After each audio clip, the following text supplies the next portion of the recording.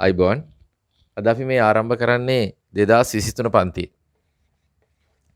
ඔයාලා 2023 උසස් පෙළ ලියන්න සූදානමින් සිටින දරුවෝ මේ වෙනකොට සාමාන්‍ය පෙළ විභාගයේ ලියලා උසස් පෙළ විෂයන් තෝරාගෙන ICT විෂය තෝරාගෙන ඇති උසස් පෙළ විෂයක් විදිහට ඉතින් අපේ Telegram channel එකට සම්බන්ධ වෙලා අපේ පන්තියෙන් බලාගෙන හිටියා. ඒ විදිහට ඉතින් අපිත් ලොකු බලාපොරොත්තු තියාගෙන හිටියා මේ 28 වෙනි බදාදා කුරුණෑගල සිප්පින් ආයතනයේ පන්ති ආරම්භ කරන්න 29 වෙනි බ්‍රහස්පතින්දා මහනුවර නම්බර් 0 ආයතනයේ පන්ති ආරම්භ කරන්න. ඉතින් ඒ බලාපොරොත්තු ඔක්කොම අපිට ඇත්තටම අපිට පාලනය කරන්න බෑ රටේ තත්ත්වය කියන එක මේ කොරෝනා වසංගතයත් එක්ක. ඉතින් රටේ තත්ත්වය අයහපත් වෙලා කොරෝනා වසංගතය ටිකක් පැතිරීම වැඩි වෙච්ච නිසා හදිසියෙම අපිට උපකාරක පන්ති සියල්ල නවත්තන්න සිද්ධ වුණා. ඊට පස්සේ මම තීරණය කළා නැවත දැන් මේ මාසයේ 31 වෙනිදා දක්වා දැනට උපකාරක පන්ති නවත්තලා තියෙනවා. සමහරට ඊට කලින් ආරම්භ වෙන්නත් පුළුවන්. ඊට පහු වෙන්නත් පුළුවන්. කෙසේ හෝ අපිට මේ පන්ති ආරම්භ කරන්න කියලා මේ ගත්ත තීරණය අපිට වෙනස් කරන්න බෑ. අපි මේක දිගටම ඔන්ලයින් ක්‍රමයේ ඔස්සේ කරනවා කියලා. ඉතින් අපේ මේ ආයතන දෙකේම කුරුණෑගල සිප්පින් ආයතනයත් මහනුවර නම්බර් 0 ආයතනෙ දෙකේම ඔන්ලයින් ප්ලැට්ෆෝම්ස් තියෙනවා අපිට පන්ති කරගෙන යන්න. දැන් 2021 දරුවෝ 22 දරුවෝ මේ හැමෝම පහුගිය කාලෙත් පන්ති නතර වෙලා තිබ්බ කාලෙත් ඔන්ලයින් ක්‍රමයට පන්ති සාර්ථකව කරගෙන ගියා. ඊට පස්සේ නැවත පන්ති ආරම්භ කරාට පස්සේ භෞතික පන්තියත් සාර්ථකව කරගෙන ගියා. දැන් ඒගොල්ලෝ ආපහු නැවත සියලු අධ්‍යාපන කටයුතු ඔන්ලයින් වලින් සාර්ථකව කරන් යනවා. ඉතින් ඕගොල්ලන්ටත් ඔන්ලයින් ක්‍රමයට ඉදිරි කාලයේදී ක්ලාස් ටික සාර්ථකව කරන්න අපි තීරණය කරා. මොකද රටේ තත්ත්වය කාලෙන් කාලට විවිධ මේ වගේ ව්‍යසන එනවා. අපිට තියෙන්නේ ව්‍යසනයන්ට අනුගත වෙලා සාර්ථක වැඩ කටයුතු කරගෙන යන්න මිසක් ඒකත් එක්ක ගැටිලා දුක් වෙලා අපි කොහොමද ඉගෙන ගන්නේ කියලා පසුතැවෙන එක වැඩක් වෙන්නේ නැහැ. ඒ නිසා තමයි අපි තීරණය කළේ මමත් පෞද්ගලිකව ඔන්ලයින් ක්‍රමයට පන්ති කරන්න පෞද්ගලිකව ඇත්තටම කැමති නැහැ. මම මුලදී පළවෙනි කොරෝනා නිවාඩුවෙත් ගිය අවුරුද්දේ මුල් කාලේ මම ඔන්ලයින් ක්‍රමයට පන්ති කරේ නැහැ. නමුත් කාලයත් එක්ක අපි හැමෝම මේකට අනුගත වෙන්න වෙනවා. දැන් තීරුම් ගන්න වෙනවා අනිවාර්යයෙන්ම අපිට ඔන්ලයින් ක්‍රමයට යන්න වෙනවා කියලා. වෙන විකල්පයක් නැති නිසා. ඒ නිසා අපි ඔන්ලයින් ක්‍රමයට පන්තිය පවත්වාගෙන යමු. මම දැන් අද මේ Telegram channel එක හරහා ඔයගලන්ට මේ පළවෙනි අපේ විෂය හඳුන්වා දීම පන්ති හඳුන්වා දීම සිලබස් එක හඳුන්වා දීමේ පළවෙනි පන්තියට අදාළ වීඩියෝ දර්ශන ඔයගලන්ට මේ විදිහට ලැබෙනවා. ඉතින් ඉදිරි කාලෙදී ඔයගලන්ට අපේ ඔන්ලයින් ප්ලැට්ෆෝම් හරහා එකට ජොයින් වෙන්නේ කොහොමද? ඒ සියලු කටයුතු ටික මම තොරතුරු දැනුවත් කරන්නම්. ඉතින් අපි මේ ටික දවසක් මේ විදිහට ඔන්ලයින් ක්‍රමයට යමු. ඇත්තටම දැන් ඔයගොල්ලෝ මගේ පන්තියට ආවනම් අපි භෞතිකව මූණට මූණ හම්බෙලා නැහැ මෙතන ඉන්න දරුවෝ. දැන් අපි 2021 සහ 22 දරුවෝ අපි හමු වෙලා කතා බහ කරපු දරුවෝ ඉන්න එකට. ඒගොල්ලෝ මං ගැන දන්නවා, මගේ සිතුම් පැතුම් දන්නවා, විහිළු තහළු කරලා hina වෙලා අපි හරිම ලස්සනට පන්ති කරනවා. නමුත් ඔන්ලයින් පන්තියක ඇත්තටම මගේ තියෙන ඉගෙනීමේ හැකියාවෙන් 10%ක්වත් නිරූපණය වෙන්නේ නැහැ. ඒ නිසා ඔයගොල්ලෝ අනිවාර්යයෙන්ම මාව ඇත්තටම දකින්නේ හරියටම භෞතික පන්තියක අපි උගන්වද්දි මේ කැමරාවක් ඉස්සරහා ඇත්තටම මේ හැකියාව උපරිමයට ලැබෙන්නේ නැහැ. නමුත් අපි කෙසේ හෝ මේ තියෙන ව්‍යසනයට මූණ දෙන්න වෙනවා. මූණ දීලා මේ වැඩ කටයුතු කරන් යන්න වෙනවා. ඒ නිසා ඔන්ලයින් විදිහට මේ පන්තිය ආරම්භ කරන්න හිතුවා. ඉතින් දිගටම අපිත් එක්ක රැඳෙන්න ඒ ආයතනවල ප්ලැට්ෆෝම් වලට ජොයින් වෙන්නේ කොහොමද, රෙජිස්ටර් වෙන්නේ කොහොමද කියලා මම ඉස්සරහට මේ Telegram channel එක හරහා වීඩියෝ දර්ශන මගින් තොරතුරු සියල්ලම ලබා දෙන්නම්.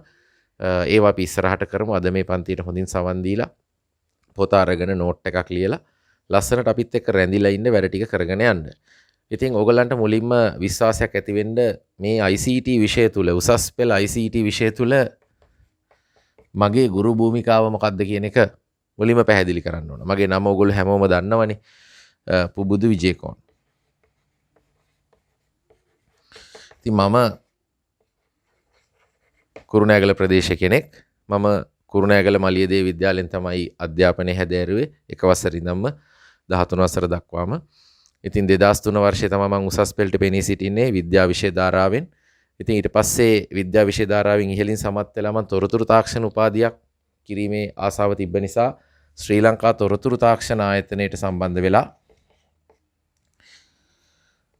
වසර 4ක විද්‍යාවේදී ගෞරව උපාධියක් BSc උපාධියක් තොරතුරු තාක්ෂණය සඳහා වසර 4ක විද්‍යාවේදී ගෞරව උපාධියක් පන්ති සාමර්ථයක් සහිතව සමත් වෙලා ඊට පස්සේ මං ශාස්ත්‍රයේ මෘදුකාංග ඉංජිනේරුවරයෙක් ලෙස සේවය කළා.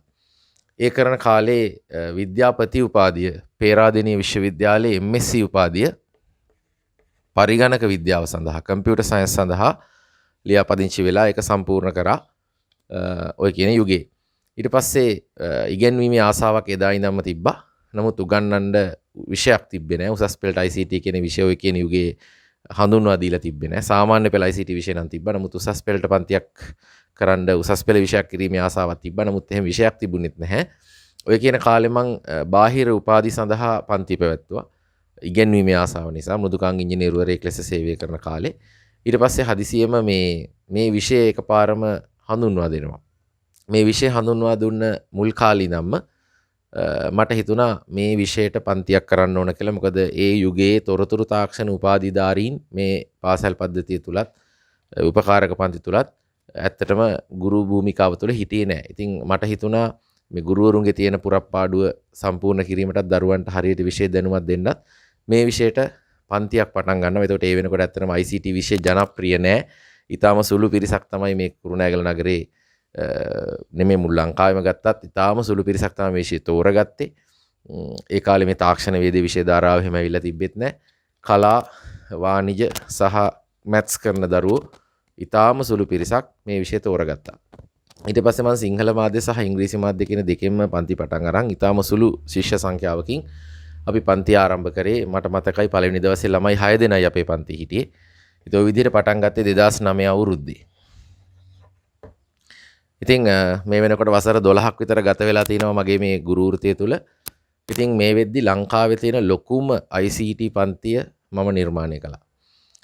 කුරුණෑගල සිප්පින් ආයතනය තුල ළමයි 1000කට වැඩි සිසු පිරිසක් එකම තැනකට එකතු වෙන එකම ICT පන්තිය තමයි මගේ ICT පන්තිය. දැන් මේ වෙනකොට මට කුරුණෑගල නගරේ විතරක් ළමයි මේ 2021 සහ 22 කණ්ඩායම් ගත්තොත් ළමයි 2500කට වැඩි පිරිසක් මගෙත් එක්ක මේ වෙනකොට අධ්‍යාපනය ලබනවා. ඒ වගේම මම සිසුන් 10000කට වැඩි පිරිසකට මේ වෙනකොට උගන්වලා තිනවා. ඒ අතරේ සිසුන් 10 ගාණක් සරසවි වරම් ලැබලා තිනවා. ඉතින් මේ වසර 12ක කාලය තුල ඉහළම ප්‍රතිඵල අපි නිර්මාණය කළා. අපිත් එක්ක ඇත්තටම මේ කුරුණෑගල සහ මහනුවර නගරවල දිස්ත්‍රික්ක ගණනාවකින් විෂයධාරා ගණනාවකින් සිසුන් අපිත් එක්ක සම්බන්ධ වෙනවා. ඉතින් හැම අවුරුද්දකම අඛණ්ඩව දිස්ත්‍රික්කේ පළවෙනිව අපිට නිර්මාණය වුණා. ඒ වගේම ඔයගොල්ලෝ අයිලන්ඩ් රැන්ක්ස් මං ටෙලිග්‍රෑම් ගෲප් එකේ අපේ ප්‍රතිඵල ඔක්කොම දාලා තිනවා. ඉතින් අයිලන්ඩ් ෆස්ට් කියන ප්‍රතිඵලය දිවයිනේ ප්‍රථමයා.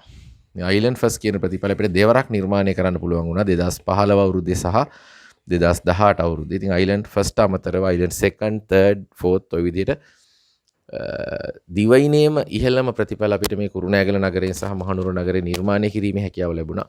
ඉතින් ඒ හැම ප්‍රතිඵලයක් ගැනම මම උපේක්ෂා සහගතව කතා කරන්නේ මට ගොඩක් සතුටුයි. ඒ හැම ප්‍රතිඵලයක්ම ඇත්තටම දරුවන්ගේ කැපවීමේ ප්‍රතිඵල. කියන්නේ දරුවන්ගේ දක්ෂතාවය සහ කැපවීම. ඒතකොට අපේ පන්තියේ කියන දරුවෝ ගත්තොත් අපි හැමෝටම මම එකම විදිහට උගන්වන්නේ. එකම දේශනයේට මේ හැමෝම සවන් දෙන්නේ. එකම සටහන ලියන්නේ එක්කෙනෙකුට විශේෂත්වයක් දක්වන්නේ නැහැ. ඉතින් එහෙම තියෙද්දි මේ දරුවෝ මේ ඉහළ ප්‍රතිඵල ගන්න ඇත්තටම ඒ දරුවන්ට තමයි මේ ප්‍රතිඵලේ වටිනාකම දෙන්න ඕනේ. ඒ දරුවන්ගේ දක්ෂතාවයයි කැපවීමයි.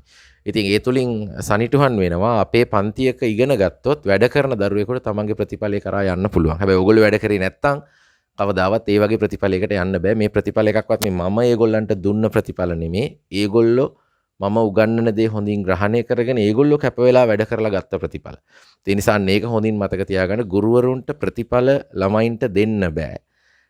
නමුත් ගුරුවරයෙකුට ප්‍රතිඵලයක් කරා යන්න ළමයෙකුට මඟ පෙන්වන්න පුළුවන්. ඒ මඟ පෙන්වීමෙන් පස්සේ දරුවා ඒ ගමන යනවද නැද්ද කියන එක දරුවගේ තීරණයක්.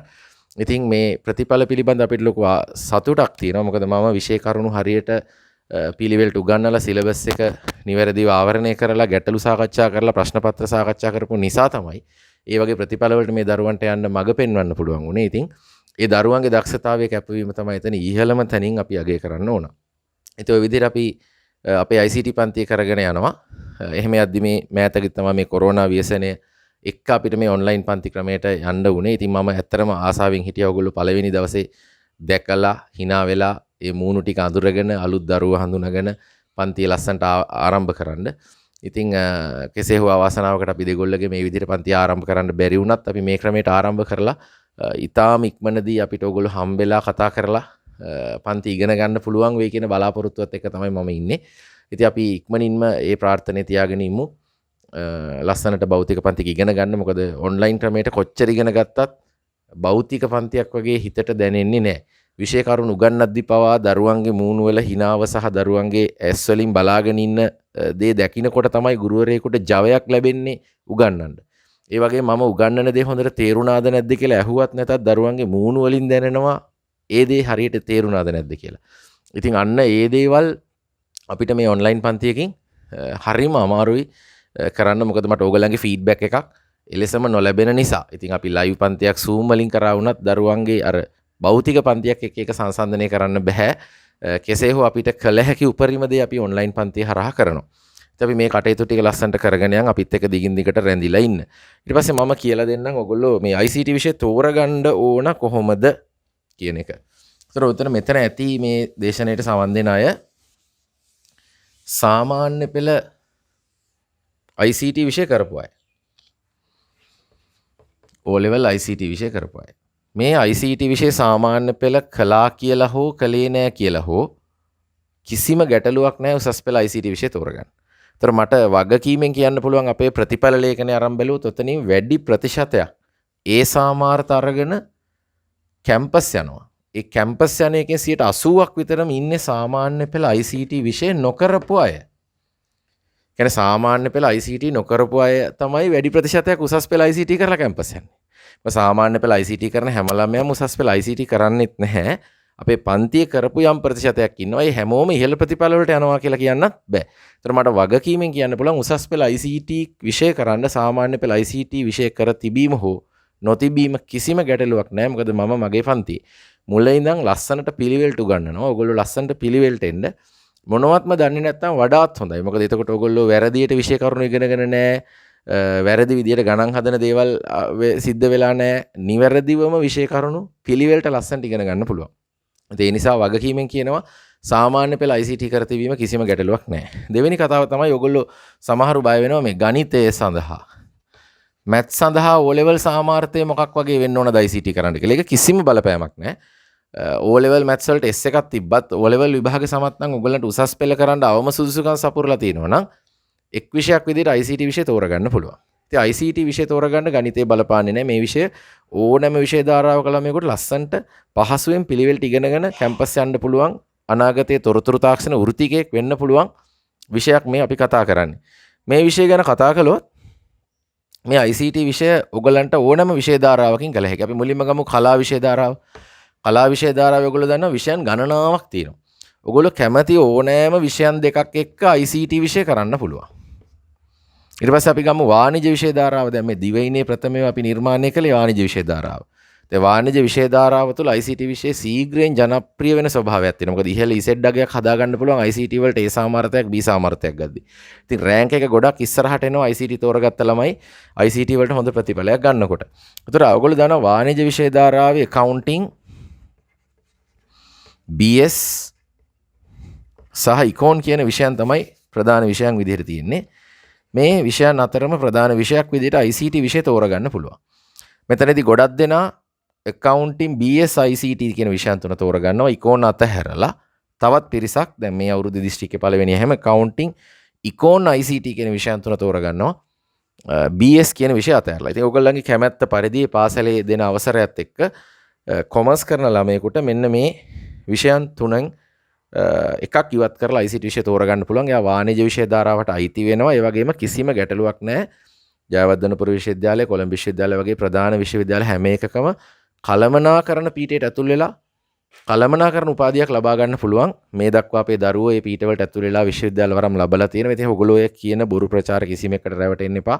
හරියට හොයලා බලන්න මේ දරුවෝ වාණිජ්‍ය විෂය ධාරාවෙන් ඉහළින් සමත් වෙලා කළමනාකාර පීඨවල ඉගෙන ගන්නවා. ඒ වගේම තමන් කැමති නම් ICT පැත්තෙන් ඉස්සරහට යන්න තොරතුරු තාක්ෂණ උපාධියකට යන්නත් පුළුවන්. දැන් කලාකරන දරුවෙක් ගත්තත් ICT විෂය වෘත්තීය විෂයක්.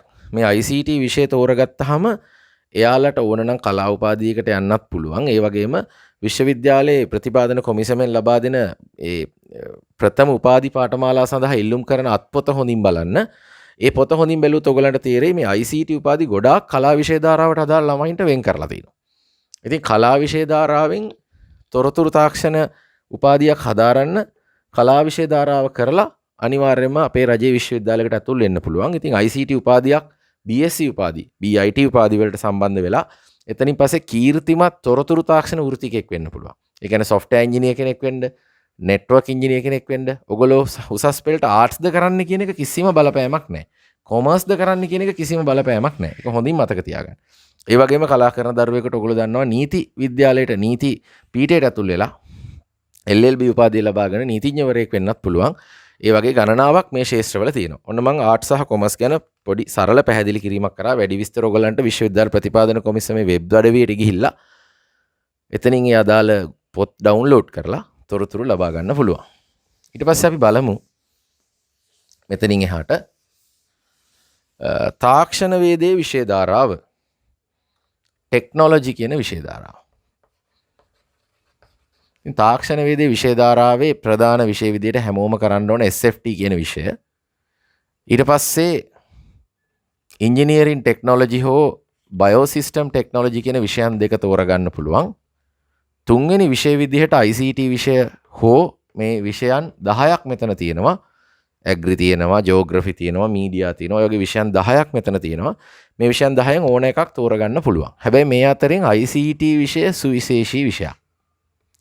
ඇයි සුවිශේෂී වෙන්නේ? දැනටත් තාක්ෂණ වේදේ කරන ළමයින්ගෙන් වැඩිම ප්‍රතිශතයක් තෝරගන්න විෂය වෙන්නේ ICT. මොකද ඊටාම ගැළපෙන විෂය වෙන්නේ ICT. ඔයගොල්ලෝ විශ්වවිද්‍යාල ප්‍රතිපාදන කොමිසම් සභාවේ පොත ගත්තොත් ඔයගලන්ට පේනවා මේ ICT තෝරගන්න අයට ICT වලින් වෙනම Bachelor of ICT උපාධියට යන්න පුළුවන්. වෙනත් විෂයක් කරන කිසිම කෙනෙකුට මේ BICT උපාධියට යන්න විදිහක් වෙන්නේ නැහැ. ඒතර IT උපාධි සඳහා වරම් ලබන්නේ තුන්වෙනි විෂයට IT කළොත් විතරයි. එතකොට ICT විෂය තෝරගත්තොත් දැන් ET එක ICT තෝරගත්තොත් එයාට ඉංජිනේරු උපාධියට ඇප්ලයි කරන්නත් පුළුවන්. IT උපාධියට ඇප්ලයි කරන්නත් පුළුවන්. BST සමග ඇප්ලයි කළොත් ඒත් එයාට BST පැත්තේ උපාධියකට යන්නත් පුළුවන්. IT උපාධියට යන්නත් පුළුවන්. ඒතර කැම්පස් එකට යන්න තියෙන වරප්‍රසාදයේ හැකියාව ගොඩක් වැඩි ICT කළොත් වෙනත් කිසිම විෂයකට විශේෂ වරප්‍රසාද තාක්ෂණ වේදේ විෂය ධාරාව තුල ලබා දීලා නැහැ. ICT විෂයට විතරමයි කැම්පස් යන්න වෙනම උපාධි පාඨමාලා IT තෝරගන්න අය වෙනුවෙන්ම හදලා තියෙන්නේ.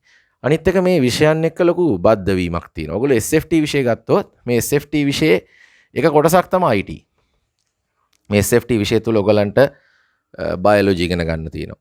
ෆිසික්ස් තියෙනවා. කෙමිස්ට්‍රි තියෙනවා. මැත්ස් තියෙනවා. ඒ වගේම ICT තියෙනවා. ඒතර මේ ICT කොටස ICT විෂය විදියට හදාරන අයට ඒ ලකුණු ටික බොහෝම ලේසියෙන් ගන්න පුළුවන්. ඔන්න එක්තරා තවත් වාසියක්. අනිත් වාසිය තමයි අපි ICT විෂය තුල ඉලෙක්ට්‍රොනික්ස් එහෙම ඉගෙන ගන්නවා. ඩිජිටල් ඉලෙක්ට්‍රොනික්ස් ඊටාම සාර්ථකව හොඳින් ආවරණය කරනවා. ඒ වගේම අපි ICT විෂය තුල Arduino වගේ කොටස් ඉගෙන ගන්නවා. සාර්වද්‍රව්‍ය අන්තර්ජාලය, Internet of Things කියන දේවල්. මේ හැම එකක්ම අපිට ETBST වගේ විෂයන් තුළ විශේෂයෙන් ඉලෙක්ට්‍රොනික්ස් එහෙම ගැඹුරින් ඉගෙන ගන්න තියෙනවා. ඉතින් තුන්වෙනි විෂයට ICT කරන ළමයින්ට මේ විෂයන් එක ලොකු සම්බන්ධතාවයක් තියෙනවා. ඊටාම පහසුවෙන් මේ විෂයන් අධ්‍යයනය කරලා ඒ විෂයන් වලට අදාළව ලකුණු ගැනීමෙත් ලොකු පහසුවක් තියෙනවා. ඉතින් ඔන්න ඔය දේවල් එක්ක තාක්ෂණ වේදය කරන දරුවෝ තෝරගන්න ඕන හොඳම විෂය වෙන්නේ ICT. ඒක මේ මම කියන නිසා හිතන්න බලන්න එපා. මේ මං කියන කරුණු හැම එකක්ම හොයලා බලන්න. විශ්වවිද්‍යාල ප්‍රතිපාදන කොමිසම් සභාවේ දරුවන්ට මේ උසස් පෙළින් පස්සේ විශ්වවිද්‍යාලයට ඇප්ලයි කිරීම සඳහා තියෙන පොතේ සියලු තොරතුරු දක්වලා තියෙනවා. එතනින් ඔයගලන්ට තෝරා බේරා ගන්න පුළුවන්. මම මේ කියන කරුණු ඇත්තද බොරුද කියලා කවුරු කිව්වත් පිළිගන්න එපා. ඒ තොරතුරු නිශ්චිතව දැනගෙන තීරණය කරන්න. ඒතර තාක්ෂණ වේදේ කරන දරුවෙක් නම් ICT තමයි හොඳම තෝරා ගැනීම. ඊට පස්සේ අපි මැත්ස් ගැන කතා කළොත් ඒතර කම්බයින් මැත්ස් ෆිසික්ස් සහ කෙමිස්ට්‍රි කියන විෂයන් තමයි සාමාන්‍යයෙන් කරන්නේ. ඇත්තට මේ කම්බිනේෂන් එක ඊටාම හොඳයි. ඒක දෙකක් නෑ. ICT තෝරාගන්නේ නැතුව යම්කිසි කෙනෙක් ගණිත විෂය ධාරාවට මේ විෂයන් තුන කරනවා නම් එයාට ඉංජිනේරු පීඨයට යන්න පුළුවන්. ෆිසිකල් සයන්ස් යන්න පුළුවන්, ඇප්ලයිඩ් සයන්ස් යන්න පුළුවන්, කම්පියුටර් සයන්ස් යන්නත් පුළුවන්, software engineering වලට ඇප්ලයි කරන්නත් පුළුවන්, IT උපාධි වලට ඇප්ලයි කරන්නත් පුළුවන්. මේ විෂයන් තුන කරන ළමයෙකුට මම ඇත්තටම බලපෑම් කරන්නේ ICT තෝරගන්න කියලා. මොකද මේ විෂයන් තුන ඉතාම සාර්ථකව කරන්න පුළුවන් හොඳම විෂයන් තුනක්. ඒතර මේ විෂයන් තුන හැම ළමයාටම එක වගේ බෑ. දැන් සමහර අය ඉන්නවා මැත්ස් කරන අය කෙමිස්ට්‍රි වලට වැඩි ආස නැහැ. සමහර ළමයි මට හම්බෙලා තිනවා ඉහළ ප්‍රතිඵල තියෙනවා මේ ප්‍රධාන විෂයන් වලට කෙමිස්ට්‍රි වලට තියෙන ඉතාම පහළ ප්‍රතිඵල සමහරට අසම. ඉතින් කැම්පස් යන්න බෑ. ඔය වගේ දරුවෝ දෙවෙනි වතාවේදී ICT තෝරගන්නවා කෙමිස්ට්‍රි වෙනුවට. දැන් ඔයගලන්ට මුලදීම හිතෙනවා නම් මම IT පැත්තෙන්ම තමා ඉදිරියට යන්නේ කියලා. තොරතුරු තාක්ෂණය කියන ශාස්ත්‍රයෙන්ම තමා අනාගතේ මම software engineer කෙනෙක් වෙන්නේ, network engineer කෙනෙක් වෙන්නේ, ඒ වගේ ශාස්ත්‍රයකටමයි යන්නේ කියලා. ඔයගොල්ලන්ගේ කැමැත්ත පරිදි මෙන්න මේ තුන්වෙනි විෂය සඳහා කෙමිස්ට්‍රි වෙනුවට ICT තෝරගන්න පුළුවන්. එතකොට මේ කම්බිනේෂන් එක වෙන්නේ combined maths physics ICT කියන කම්බිනේෂන් එක. මේක ඊටාම ජනප්‍රියයි. මේ ළමයින්ට පරිගණක විද්‍යාව, කම්පියුටර් සයන්ස් වලට යන්න පුළුවන්. කැලණි විශ්වවිද්‍යාලයේ software engineering උපාධියට යන්න පුළුවන්. surveying science වලට යන්න පුළුවන්. මැනුම් විද්‍යාව ඔය වගේ applied science වලට යන්න පුළුවන්. ව්‍යවහාරික විද්‍යාව ඔය වගේ උපාධි පාඨමාලා 30 ගාණක් තියෙනවා. තොරතුරු තාක්ෂණ ශාස්ත්‍රයත් එක්කම මට 32ක් හෝ 35ක් තියෙනවා. ඔයගොල්ලෝ පොත ආරම්භ බැලුවොත් එන්න වැඩියෙන් එකතු වෙනවා හැම අවුරුද්දෙම. විවිධ ශාස්ත්‍රවල උපාධි වලට. ඉතින් කෙමිස්ට්‍රි කරන අය කෙමිස්ට්‍රි කරන්න මේ ප්‍රධාන විෂයන් තුන කරන්න. හැබැයි පොදු විෂය ධාරාවේ ICT සමග කරලා ඔයගොල්ලන්ට හොඳ අනාගතයක් තියෙනවා. IT උපාධි විශේෂයෙන්ම හඳුන්වා දීලා තියෙනවා. විශේෂයෙන් ජයවර්ධනපුර විශ්වවිද්‍යාලය සහ කැලණි විශ්වවිද්‍යාලයෙන් ළඟදී හඳුන්වා දුන්නා මේ physical science ICT කියලා උපාධියක්. physical science ICT කියලා මේ උපාධියට පුළුවන් මෙන්න මේ විෂයන් තුන කරන අයට විතරයි ඇප්ලයි කරන්න. ඒ නිසා මේ විෂයන් තුන කරන අය සාමාන්‍යයෙන් සාපේක්ෂව ඉන්නේ අඩු ප්‍රතිශතයක් නිසා මේගොල්ලන්ට විතාම පහසුවෙන් විශ්වවිද්‍යාල වරම් ලබන්න පුළුවන්. ඇත්තටම C3ක් වගේ ප්‍රතිඵලයක් ගත්ත අය පවා මේ උපාධියට සමත් වෙලා තියෙනවා. ඉතින් මැත්ස් කරන අයට මම තව කියන්න වැදගත්ම දෙයක් තමයි මේ විෂයන් දෙකත් එක්ක සාපේක්ෂව බලද්දී ICT විෂය ඉතාම සරලයි. මේකේ සිලබස් එකත් මීට සාපේක්ෂව ගොඩක් පොඩි, ඉතාම පහසුයි. ඉතින් මැත්ස් කරන ළමයෙකුට ඇත්තටම ICT විෂයට ඉතාම පහසුවෙන් ඒ සාමාර්ථයක් ගන්න පුළුවන්. මොකද අනිත් විෂය ධාරාවන් කරන අයත් ඉතාම පහසුවෙන් ඒ සාමාර්ථ අරගන්නවා, B සාමාර්ථ අරගන්නවා. ඉතින් ICT එක්ක මැත්ස් කරන්න පුළුවන්. ඔය වගේ විෂය ධාරා සියල්ලම දැන් බයෝත් එක්ක ICT කරන ළමයිනුත් කලාතුරකින් ඉන්නවා. නමුත් විශ්වවිද්‍යාල වරම් ලබද්දී අපි ඇත්ත තත්ත්වය කියන්න එපා. විශ්වවිද්‍යාල වරම් ලබද්දී බයෝලොජි ෆිසික්ස් ICT හරි බයෝලොජි කෙමිස්ට්‍රි ICT හරි කරන දරුවන්ට තියෙන අවස්ථාව ඉතාම අඩුයි. පොදුවේ යන්න පුළුවන් උපාධි කීපයක් තියෙනවා. ඒ නිසා මම කියන්නේ බයෝ කරන දරුවෙක් නම් ICT විෂය එක් විෂයක් විදිහට තෝරගන්න එපා කියලා. එහෙම ICT කරන්න මාස නම් මැත්ස් එක IT කරන්න. එහෙම නැත්නම් තාක්ෂණ වේදය, ආර්ට්ස් කොමර්ස් ඒ වගේ ශාස්ත්‍රකින් IT කරන්න. මේ පැත්තෙන් නම් ඒ විෂය ධාරා හැම එකකින්ම ලොකු ආසි ගොඩක් තියෙනවා IT කරන එකට. ඉතින් O level ICT කිරීමේ කිසිම බලපෑමක් වෙන්නේ නැහැ උසස් පෙළ ICT තෝරගන්න. ඉතින් මූලිකව මේ විශ්වාසය ඇතුව වැඩ ටික කරගෙන යන් අපිත් එක්ක අනිවාර්යයෙන්ම ඔයාලා විෂයන් තුනටම ගුරුවරු තෝරගද්දී ප්‍රධාන වශයෙන් හොයන්න ඕන දේ තමයි තමන් උගන්වන විෂයට අදාළ උපාධියක් තියෙන්න ඕන. ඒක අතිශය වැදගත්. මොකද ඔයගොල්ලෝ කවදා හරි ප්‍රතිඵලයකට යනකොට ඒ ප්‍රතිඵලය හැදෙන්නේ දැන් ඔය අපේ දිස්ත්‍රික්කේ පළවෙනිව ලංකාවේ පළවෙනිව නිර්මාණය වෙන්නේ මගේ මහන්සියෙන් විතරක් නෙමෙයි. ඒ දරුවෙක් තව විෂයන් දෙකක් කරනවනේ. ඒ විෂයන් දෙක උගන්වන්නේ මම නෙමෙයිනේ, වෙනත් ගුරුවරු දෙන්නේ. ඊට අමතරව පාසල් ගුරුවරුන්ගෙනුත් ලොකු සේවයක් වෙනවා.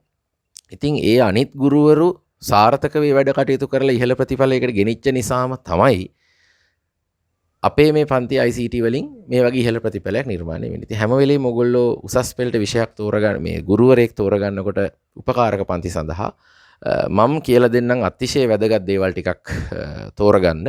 ප්‍රධානම දේ තමයි ඒ ගුරුවරයාට තමන් උගන්වන විෂයට අදාළ උපාධියක් තියෙන්න ඕන. දැන් IT ගුරුවරයෙක් නම් එයාට IT උපාධියක් තියෙන්න ඕන. එතනින් එහා සුදුසුකම් තියෙනවා නම් ඒත් හොඳයි. දැන් මම පශ්චාත් උපාධියක් MSc එකක් කරලා තියෙනවා. ඒකටත් වඩා يعني ඒවා ඉහළ සුදුසුකම්. නමුත් උසස් පෙළ ඉගෙනීමට තියෙන ප්‍රධාන සුදුසුකම තමයි ප්‍රථම උපාධියක් සම්පූර්ණ වෙලා තියෙන්න ඕන. ඒ වගේම එයාගේ ගුරු භූමිකාව කොයි වගේද කියන එක ගෝලයින්ගෙන් දැනගන්න ඕන. ඒ කියන්නේ ගුරුවරයෙකුට අනිවාර්යෙන් අත්දැකීම් තියෙන ගුරුවරයෙක් වෙන්න ඕන. අපි කොච්චර විෂය දැනගත්තත් දැන් මම වසර 12ක අත්දැකීම් එක දන්නවා. මම මේ විෂයට මුලින්ම පන්ති කරන්න ආපු කාලයට වඩා දැන් මම ගොඩාක් වෙනස්. දැන් අපිට ප්‍රශ්න පත්‍ර පිළිබඳ තියෙන අවබෝධය, මාකින් ස්කීම් එක පිළිබඳ තියෙන අවබෝධය, ලකුණු දෙන විදිහ, ලකුණු කැපෙන විදිහ පිළිබඳ තියෙන අවබෝධය, දරුවෙකුට තේරෙන විදිහට කියලා දෙන්න ඕන විදිහ ගැන අපිට මේ අවුරුදු 12 තුර ලොකු විපර්යාසයක් වෙලා තියෙනවා. ඒ නිසා අනිවාර්යයෙන්ම ශාස්ත්‍රය තුල යම්කිසි කාලයක් අත්දැකීම් තියෙන ගුරුවරයෙක්වම තෝරගන්න. ඒත් එක්කම මේ කාලය තුල ඒ ගුරුවරයා නිර්මාණය කරපු ඒ පන්තිවලින් නිර්මාණය වෙච්ච ප්‍රතිඵල පිළිබඳව හොඳ අවබෝධයක් අනිවාර්යයෙන්ම හොයලා බලන්න මේවා නියමිත ජෙනුයින් රිසල්ට්ස්ද කියලා. ඒ වගේම අනිවාර්යයෙන් මේ ගුරුවරයාගේ ගැන අහන්නව නම් තොරතුරක් අහන්න ඉන්න හොඳම අය තමයි ඒ ගුරුවරයාගෙන් ඉගෙන ගත්ත ගෝලයෝ. ඉතින් අපිට කුරුණෑගලත් මහනුවරත් ළමයි 10 ගාණක් ඉන්නවා අපේ පන්තිල ඉගෙන ගත්තේ. අතරින් හොඳට සමත් වෙලා විශ්වවිද්‍යාල වරම් ලැබපු දරුවෝ ගොඩාක් ඉන්නවා. ඔයගොල්ලෝ මගේ Facebook ප්‍රොෆයිල් එකට ගියොත් අපි හෑන්ඩ් බිලක් මොනවා හරි ප්‍රචාරණයක් කළොත් ඒකට වැටෙන කමෙන්ට්ස් කියවලා බලන්න. අපේ දරුවන්ගේ හෘද සාක්ෂිය තමයි මේ කමෙන්ට්ස් විදිහට වැටෙන්නේ. ගුරුවරයෙක් ගැන සියලු කටයුතු හොඳ නරක සියල්ලම කියන්නේ ගෝලයෝ. ඒ නිසා මං ගැන හොයලා බලනවා නම් කරුණා කරලා අපේ පන්තියට ඇවිල්ලා සාර්ථකව වැඩ කරපු පහුගිය පන්තියක ඉන්න දරුවෙක්ගෙන්ම අහලා බලන්න. ඒගොල්ලෝ හොඳින් කියයි මගේ වැඩපිළිවෙල ගැන. මේ වසර 12 තුල කිසිම අවුරුද්දක සිලබස් එක කවර් කරන්න බැරි වෙලා නැහැ. අපි විභාගෙට මාස 2-3කට කලින් සිලබස් එක සම්පූර්ණයෙන් ආවරණය කළා. හැම පාඩමකටම අදාළ සියලු ප්‍රශ්න පත්‍ර 2011 ඉඳන් මේ දක්වා තියෙන සියලු ප්‍රශ්න පත්‍ර 2011 තමයි පළවෙනි එක්සෑම් එක. ඒ හැම එකක්ම අපි කතා කරා. ඊට අමතරව මොඩියුල් ක්වෙස්චන්ස් ගොඩාක් සාකච්ඡා කරා. රිවිෂන් පන්තියේ නැවත තියරි පන්තියේදී අමාරුයි කියලා හිතච්ච කොටස් හැම එකක්ම රිවිෂන් පන්තියේ නැවත උගන්වලා පුනරීක්ෂණය කරා. ඉතින් විභාගය සඳහා ඉතාම සාර්ථක වැඩපිළිවෙලක් අපි කරගෙන ගියා. ඒ ගැන අපේ දරුවෝ හොඳින්ම ඕගොල්ලන්ට කියාවි. ඉතින් ඒ නිසා දරුවන්ගෙන්ම අහලා තහවුරු කරගන්න අපේ පන්තියේ වැඩපිළිවෙල ගැන. ඔන්න මම විෂය තෝරා ගැනීම පිළිබඳව සහ මේ විෂය තුල මගේ භූමිකාව මොකක්ද කියන එක මම ඔයගලන්ට මුලින්ම පැහැදිලි කිරීමක් කරා. මෙතනින් එහාට අපි විෂය නිර්දේශය සහ ඒ කටයුතු ගැන සාකච්ඡා කරමු. හරි. දැන් අපි විෂය තෝරා ගැනීම පිළිබඳ සාර්ථකව සාකච්ඡා කරපු නිසා දැන් අපි විෂය ගැන කතා කරමු. අපේ මේ උසස් පෙළ ICT විෂය අපිට ඉගෙන ගන්න තියෙනවා පාඩම් ඒකක 13ක්. මේ ඒකක 13න් තොරතුරු තාක්ෂණ වෘත්තිකයෙක් වෙන්න අවශ්‍ය මූලික පදනම සපයා දෙනවා. දැන් අපි බලමු මේ O level ICT විෂය සහ A level ICT විෂය වෙනස මොකක්ද කියලා. දැන් ඔයගොල්ලෝ දන්නවා මේ තොරතුරු තාක්ෂණය කියන විෂය ලෝකේ හැම ශාස්ත්‍රයකටම අවශ්‍යයිනේ. දැන් බැංකුවක වැඩ කරන කෙනෙකුටත් තොරතුරු තාක්ෂණ දැනුම තියෙන්න ඕන. ඉංජිනේරුවෙකුටත් අවශ්‍යයි. වෛද්‍යවරයෙක් වුණත් තොරතුරු තාක්ෂණ දැනුම අවශ්‍යයි. ඔයගොල්ලෝ දන්න වෛද්‍ය විද්‍යාව ගොඩාක් පරිගණක පාලන උපකරණ තියෙනවා ඒ ශාස්ත්‍රය තුල. ඒ වගේ මේ ලෝකේ මං හිතන විදිහට හැම වෘත්තිකයකටම තොරතුරු තාක්ෂණ දැනුම අවශ්‍යයි. ඒ නිසා ඒ ඕනෑම කෙනෙකුට අවශ්‍ය තොරතුරු තාක්ෂණ දැනුම අන්තර්ජාලය භාවිතා කරන්නේ, ඊමේල් භාවිතා කරන්නේ, MS Office වගේ පැකේජ් එකක් පාවිච්චි කරන්නේ, පරිගණකයක් කියන්නේ මොකක්ද? ඒ වගේ යම් අවබෝධයක් ලබා දෙන ඩේටාබේස් එකක් එක වැඩ කරන්නේ කොහොමද? ඒ වගේ මූලික අවබෝධයක් ලබා දෙන්න හදපු විෂයක් තමයි O level ICT කියන්නේ. එදිනෙදා ජීවිතයේ තොරතුරු තාක්ෂණය භාවිතා කරන්න අවශ්‍ය මූලික පදනම O level ICT වලින් හොඳට ලබා දෙනවා. හැබැයි උසස් පෙළ ICT කියන්නේ හැම විෂයක් නෙමෙයි. මේක ඊට වඩා ගොඩාක් ඉහළ විෂයක්. මේ උසස් පෙළ ICT විෂය මූලිකවම අරමුණු කරගන්නේ එදිනෙදා ජීවිතයේ තොරතුරු තාක්ෂණ දැනුම දෙන්න නෙමෙයි. ඔයගොල්ලන්ව තොරතුරු තාක්ෂණ ශාස්ත්‍රයේ වෘත්තිකයෙක් කරන්න. IT ප්‍රොෆෙෂනල් කෙනෙක් කරන්න. ඒ කියන්නේ software engineer කෙනෙක් නිර්මාණය කරන්න. network engineer කෙනෙක් නිර්මාණය කරන්න. database engineer කෙනෙක් නිර්මාණය කරන්න. multimedia engineer කෙනෙක් නිර්මාණය කරන්න. ඔය වගේ තොරතුරු තාක්ෂණ ශාස්ත්‍රයේ විවිධ රැකියා අවස්ථා තියෙනවා. ඒ වගේ තොරතුරු තාක්ෂණ රැකියාවකට වෘත්තිකයෙක් හදන්න තමයි වෘත්තීය විෂයක් විදිහට උසස් පෙළ ICT හඳුන්වා දීලා තියෙන්නේ. එතකොට සාමාන්‍ය පෙළ ICT වලට වඩා මේ විෂය ටිකක් ගැඹුරට අපිට හැම පාඩමක්ම ඉගෙන ගන්න තියෙනවා.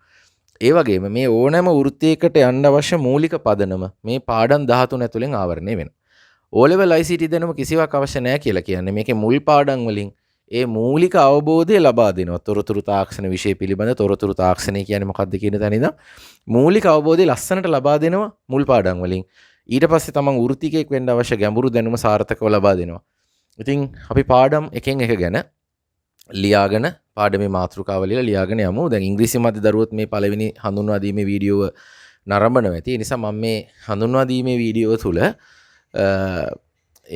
පාඩම් වල නම් ඉංග්‍රීසියෙන් බෝඩ් එකේ ලියන්න සිංහලෙන් කියලා දීලා ඊට පස්සේ ඉදිරියේදී පන්තිය කරද්දී ඉංග්‍රීසි මාධ්‍යයට ඉංග්‍රීසියෙනුත් සිංහල මාධ්‍යයට සිංහලෙනුත් පන්තිය වෙන වෙනම සාකච්ඡා කරගෙන යනවා. හරි. එහෙමනම් මාතෘකාවක් ලියන්න විෂය නිර්දේශය එහෙම නැත්නම් සිලබස් කියලා. විෂය නිර්දේශය සිලබස්. මේ විෂය නිර්දේශයේ පළවෙනි පාඩම. පළවෙනි පාඩම එක කියලා දාලා ලියන්න තොරතුරු හා sannivedana තාක්ෂණය පිළිබඳ සංකල්ප. තොරතුරු හා sannivedana තාක්ෂණය පිළිබඳ සංකල්ප. concepts of ICT ඉංග්‍රීසි මාධ්‍යයට ලියුව හැකි. සිංහල මාධ්‍යයත් අවශ්‍ය නම් ඉංග්‍රීසි මේ වචන ලියා ගන්න එක වැදගත්. මොකද ඉංග්‍රීසි වචන අපිට භාවිතා කරන්නට වෙන නිසා. concepts of ICT තොරතුරු සහ sannivedana තාක්ෂණය පිළිබඳ සංකල්ප. ඉතින් මෙන්න මේ පාඩමේදී ඉගෙන ගන්න මොනවද කියලා අපි පොඩි අවබෝධයක් ලබා ගමු. පොඩි සාකච්ඡාවක්. දැන් ඔයගොල්ලෝ දන්නවා මේ දත්ත කියන්නේ මොනවද? data. මේ data කියන දේ සැකසීමට ලක් වෙලා process වෙලා තමයි තොරතුරු නිර්මාණය කරන්නේ. ඉතින් මේ දත්ත සකසලා තොරතුරු නිර්මාණය කරන්න භාවිතා වන තාක්ෂණය තමයි තොරතුරු තාක්ෂණය කියන්නේ. ඉතින් දත්ත කියන්නේ මොනවද? තොරතුරු කියන්නේ මොනවද? විවිධ වර්ගයවල දත්ත මොනවද? තොරතුරු නිර්මාණය කරන්නේ කොහොමද? තොරතුරු වල වැදගත්කම මොකද්ද? ඔය වගේ දේවල්. අපි අන්තර්ජාලය භාවිතා කරනවා, ලෝක විසිරවීමන භාවිතා කරනවා. ඒ වගේ මූලික අදහසක් මේ තොරතුරු තාක්ෂණ විෂය සම්බන්ධයෙන්. sannivedana තාක්ෂණ විෂය සම්බන්ධයෙන් මුකුත්ම දන්නේ නැති කෙනෙකුට මූලික අදහසක් ලබා දෙන පාඩමක් තමයි පළවෙනි පාඩම. ඉතින් O level ICT මුකුත් කරත් නැතත් මේ පාඩම අවසන් වෙද්දී ඔයගලන්ට මූලික සංකල්ප ටික ලස්සනට ඉගෙන ගන්න පුළුවන් වෙනවා. ඊට පස්සේ අපි යනවා දෙවෙනි පාඩමට. 2 කියලා දාලා ලියන්න. පරිගණකයේ හැඳින්වීම. පරිගණකයේ හැඳින්වීම.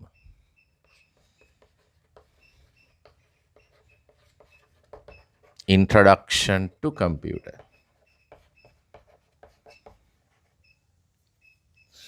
Introduction to computer. පරිගණකය ගැනයි අපි ඉගෙන ගන්නේ. දැන් ICT කියන්නේ පරිගණකය කියන්නේ අතර සම්බන්ධකමක් තියෙනවා. දැන් ඔයගොල්ලෝ මේ තොරතුරු තාක්ෂණ විෂය තෝරගන්නකොටම නිකන් පරිගණක සම්බන්ධ විෂයක් මේ තෝරගන්නේ වගේ හැඟීමක් හැමෝටම ඇති. දැන් O level ICT කරද්දිත් ඔයගොල්ලෝ කම්පියුටර් software හැම ඉගෙන ගත්තනේ. මේ පරිගණකය සහ තොරතුරු තාක්ෂණය අතර තියෙන සම්බන්ධය ගැන චුට්ටක් කතා කරමුකෝ. දැන් මේ දත්ත සකසලා සැකසීමට ලක් කරලා තොරතුරු නිර්මාණය කරන තාක්ෂණය තමා තොරතුරු තාක්ෂණය කියන්නේ. ඉතින් අපිට පුළුවන් කඩදාසියක ගණන් හදලා තොරතුරු නිර්මාණය කරන්න. දැන් ළමයින්ගේ ලකුණු දුන්නොත් අපිට පුළුවන් ඒව එකතු කරලා ඇවරේජ් එක හොයන්න, පන්තියේ වෙනියා හොයන්න ඕන තොරතුරු නිර්මාණය කරනවා. හැබැයි මේ තොරතුරු නිර්මාණය කිරීම සඳහා දත්ත සැකසීම සඳහා වර්තමාන ලෝකේ බහුලවම භාවිතා වන මෙවලම තමයි පරිගණකය කියන්නේ. දැන් අද මේ තියෙන පරිගණක එකපාර නිර්මාණය වුණේ නැහැ. අපි පරිගණකයේ ඉතිහාසෙට ගිහිල්ලා බැලුවොත් ඔය චීන ජාතිකයන් විසින් මීට ගොඩාක් කාලයකට ඉහත ඇබකසේ කියලා උපකරණයක් ගණනය කිරීමේ යන්ත්‍රයක් නිර්මාණය කරලා තියෙනවා. මේ ගණක රාමුවක් වගේ යන්ත්‍රයක්. ගණනය කිරීම සඳහා යොදාගත්ත යාන්ත්‍රික ගණනය කිරීමේ යන්ත්‍රයක්. පරිගණකවල ඉතිහාසයම කතා කරද්දී මේ ඇබකසේ පිළිබඳ කතා කරනවා. ඉතින් මෙන්න මේ වගේ යාන්ත්‍රික උපකරණ වලින් පටන් අරන් ටික ටික විද්‍යුත් උපකරණ ඇවිල්ලා ඉලෙක්ට්‍රොනික විද්‍යාව දියුණු වෙලා ඉලෙක්ට්‍රොනික පරිගණක අද වර්තමානයේ ඩිජිටල් ඉලෙක්ට්‍රොනික පරිගණක මේ ඩෙස්ක්ටොප්, ලැප්ටොප්, ස්මාර්ට්ෆෝන්ස් වගේ මේවලම් නිර්මාණය වෙලා තියෙනවා. එහෙමනම් මේ පරිගණකය කියන්නේ මේ තොරතුරු තාක්ෂණය කියන විෂය තුල භාවිතා වන ප්‍රධානම මෙවලමක්. ඒ නිසා අපිට මේ ICT කියන විෂය පරිගණකය ගැන ඉගෙන ගන්න නැතුව ඉගෙන ගන්න බෑ. මොකද පරිගණකයේ මත තමයි මේ අද වර්තමානයේ තොරතුරු තාක්ෂණය පාදක වෙලා තියෙන්නේ.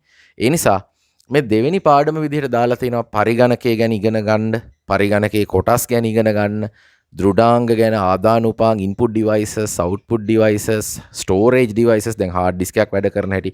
ඔයගොල්ලන්ට මෙහෙම කියදී හිතෙනවා අපි ඔලොල් වලට මේ හොඳට ඉගෙන ගත්තා. මේවා ගලවලා බලලා ප්‍රායෝගිකව ඉගෙන ගත්තා කියලා. හැබැයි ඔයගොල්ලන්ට උසස් පෙළ පන්ති ඉගෙන ගත්තාම තේරෙයි මේ දැනුමට වඩා කොච්චර ගැඹුරු දැනුමක් උසස් පෙළදී ලැබෙනවද කියලා.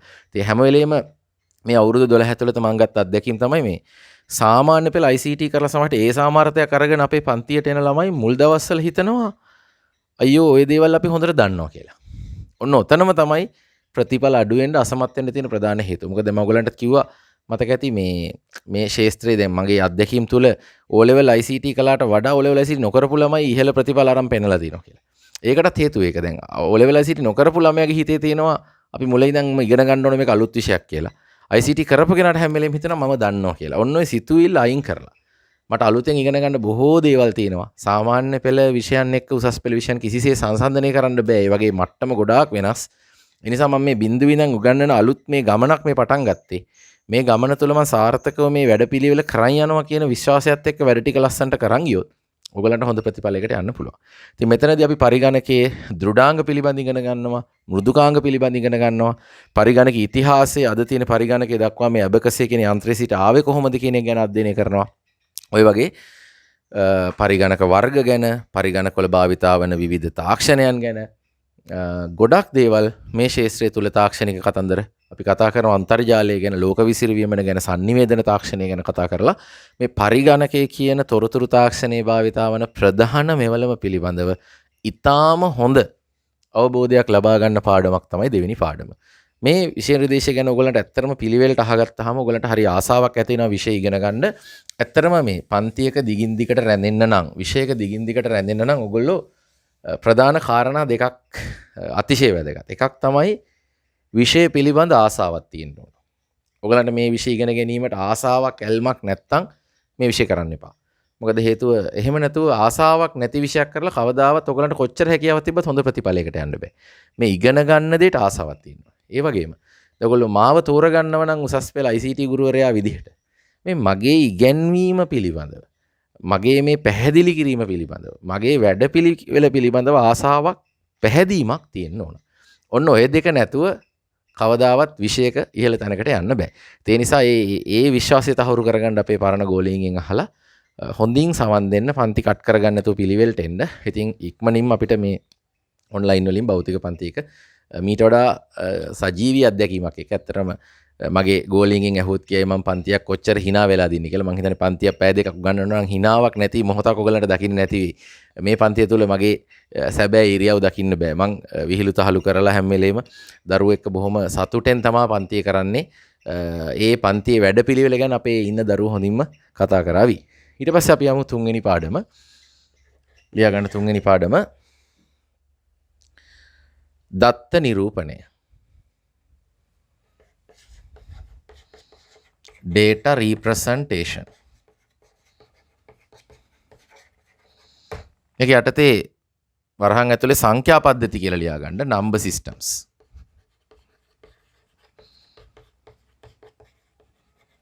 සංඛ්‍යා පද්ධති. මේ සංඛ්‍යා පද්ධති පාඩම ගැන කතා කළොත් මේ පාඩම ඇත්තටම මේ ගණිතයට අදාළ පාඩමක්. O level ICT කරපුවත් සංඛ්‍යා පද්ධති පිළිබඳ ඉගෙනගෙන නැති. හැබැයි ඊට වඩා ගැඹුරින් සංඛ්‍යා පද්ධති පිළිබඳ අපි මෙතනදී අධ්‍යයනය කරනවා. මෙතෙන්ට එන්නේ මෙන්න මේ හේතුව නිසා. මේ හැම පාඩමක්ම ඉගෙන ගන්න හේතුවක් තියෙනවා. ඒ හේතුව දැනගෙන තමයි මේ විස්තර කිරීමට ඔයගොල්ලෝ යොමු වෙන්න ඕන. දැන් අපි ගත්තොත් පරිගණකයක් ගත්තොත්, ඩිජිටල් පරිගණකයක් ගත්තොත් මේ ඩිජිටල් පරිගණකයට තේරෙන එකම භාෂාවයි තියෙන්නේ. 1 සහ 0 කියන ඉලක්කම් දෙක විතරයි මෙයාට තේරෙන්නේ. මෙයාගේ මධ්‍ය සැකසන එකකට තේරෙන්නේ. එතකොට ඔයගොල්ලෝ දන්නවනේ මේ පරිගණක වලට අද අකුරු එක්ක වැඩ කරන්න පුළුවන්, වර්ණ එක්ක වැඩ කරන්න පුළුවන්, වීඩියෝ දර්ශන එක්ක වැඩ කරන්න පුළුවන්, ශබ්ද එක්ක වැඩ කරන්න පුළුවන්. මල්ටිමීඩියා කම්පියුටර්ස් තියෙන. හැබැයි මේ හැම දත්තයක්ම මෙයා නිරූපණය කරන්නේ මේ ද්විමය ආකාරයෙන්. බයිනරි නම්බර් සිස්ටම් එක පාදක කරගෙන. ඒ නිසා මේ පරිගණකයට මේ දත්ත උපදෙස් තේරෙන්නේ කොහොමද කියලා අපි තේරුම් ගන්න එපායි. ඒ නිසා පරිගණකයට තේරෙන භාෂාව විදිහට මේ ද්විමය සංඛ්‍යා පද්ධතිය පිළිබඳව අපි අවබෝධයක් ලබා ගන්න ඕන. ඒ වගේම දැන් ද්විමය සංඛ්‍යා පද්ධතිය හා බැඳුණු වැදගත්ම තවත් සංඛ්‍යා පද්ධති දෙකක් තමයි ඔක්ටල් අෂ්ටමය සංඛ්‍යා පද්ධතිය. ඒ වගේම ෂඩ්දශමය සංඛ්‍යා පද්ධතිය, හෙක්සාඩෙසිමල් කියන සංඛ්‍යා පද්ධතිය. දැන් මේ ඉංග්‍රීසි මාධ්‍ය කරනකොට ඔක්කොම ඉංග්‍රීසි වචන ටික මේ හැඳින්වීම මේ වීඩියෝ තුල හොඳින් අහගන්න පුළුවන්. මෙන්න මේ සංඛ්‍යා පද්ධති දෙක පිළිබඳවත් අපි ඊටාම හොඳින් අධ්‍යයනය කරන්න ඕන. මොකද පරිගණක ගැන කතා කරනකොට අපිට හෙක්සාඩෙසිමල් සහ ඔක්ටල් වලින් වැඩ කරන්න වෙනවා. ඊට පස්සේ අපි එදිනෙදා ජීවිතයේදී දශමය සංඛ්‍යා පද්ධතියනේ පාවිච්චි කරන්නේ, ඩෙසිමල් කියන සංඛ්‍යා පද්ධතිය. ඒක කොහොමත් අපි ඉගෙන ගන්නවා. මෙන්න මේ සංඛ්‍යා පද්ධති හතර පිළිබඳව හොඳ අවබෝධයක් ලබා ගන්න ඕන. මොකද බයිනරි දැනුම මෙතනින් එහාට මේ දැනුම ගොඩාක් වැදගත් වෙනවා. මෙතනින් එහාට මේ පාඩම් ටික හොඳින් අධ්‍යයනය කරන්න. මොකද හේතුව දැන් අපි ගත්තොත් ඉස්සරහට නෙට්වර්කින් වලට එනවා. ඒකේ IP ඇඩ්‍රස් ගැන කතා කරනවා. MAC ලිපින ගැන කතා කරනවා. ඔය වගේ අපිට බොහෝ තැන් එනවා මේ ද්විමය සංඛ්‍යා පද්ධතිය මත පාදක වෙලා කටයුතු කරන්න. දැන් අපි ගත්තොත් මෙමරි මැනේජ්මන්ට්, මතකයේ කළමනාකරණය වගේ දේවල්. ඊට පස්සේ මෙමරි එකක් ඇඩ්‍රස් කරලා තියෙන විදිහ. ඔය වගේ OS පාඩමට ගියාම මේ වගේ දේවල් ගොඩක් කතා කරන්න දේවල් තියෙනවා. මෙන්න මේ දත්ත නිරූපණය කියන කොටසත් එක්ක. ඊට පස්සේ අපි යමු 4 වෙනි පාඩමට. ලියා ගන්න 4.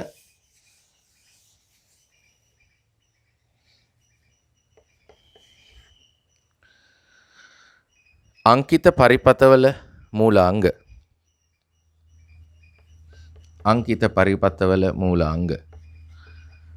ෆන්ඩමෙන්ටල්ස් අංකිත පරිපතවල මූලාංග. Fundamentals of digital circuits.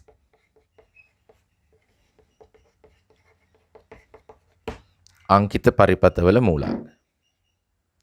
ඉතින් ඇත්තට මෙතනදී අපි ඉගෙන ගන්න විෂය තමයි මේ ඩිජිටල් ඉලෙක්ට්‍රොනික්ස්. ඉලෙක්ට්‍රොනික විද්‍යාව කියන විෂයේ ඩිජිටල් පැත්ත.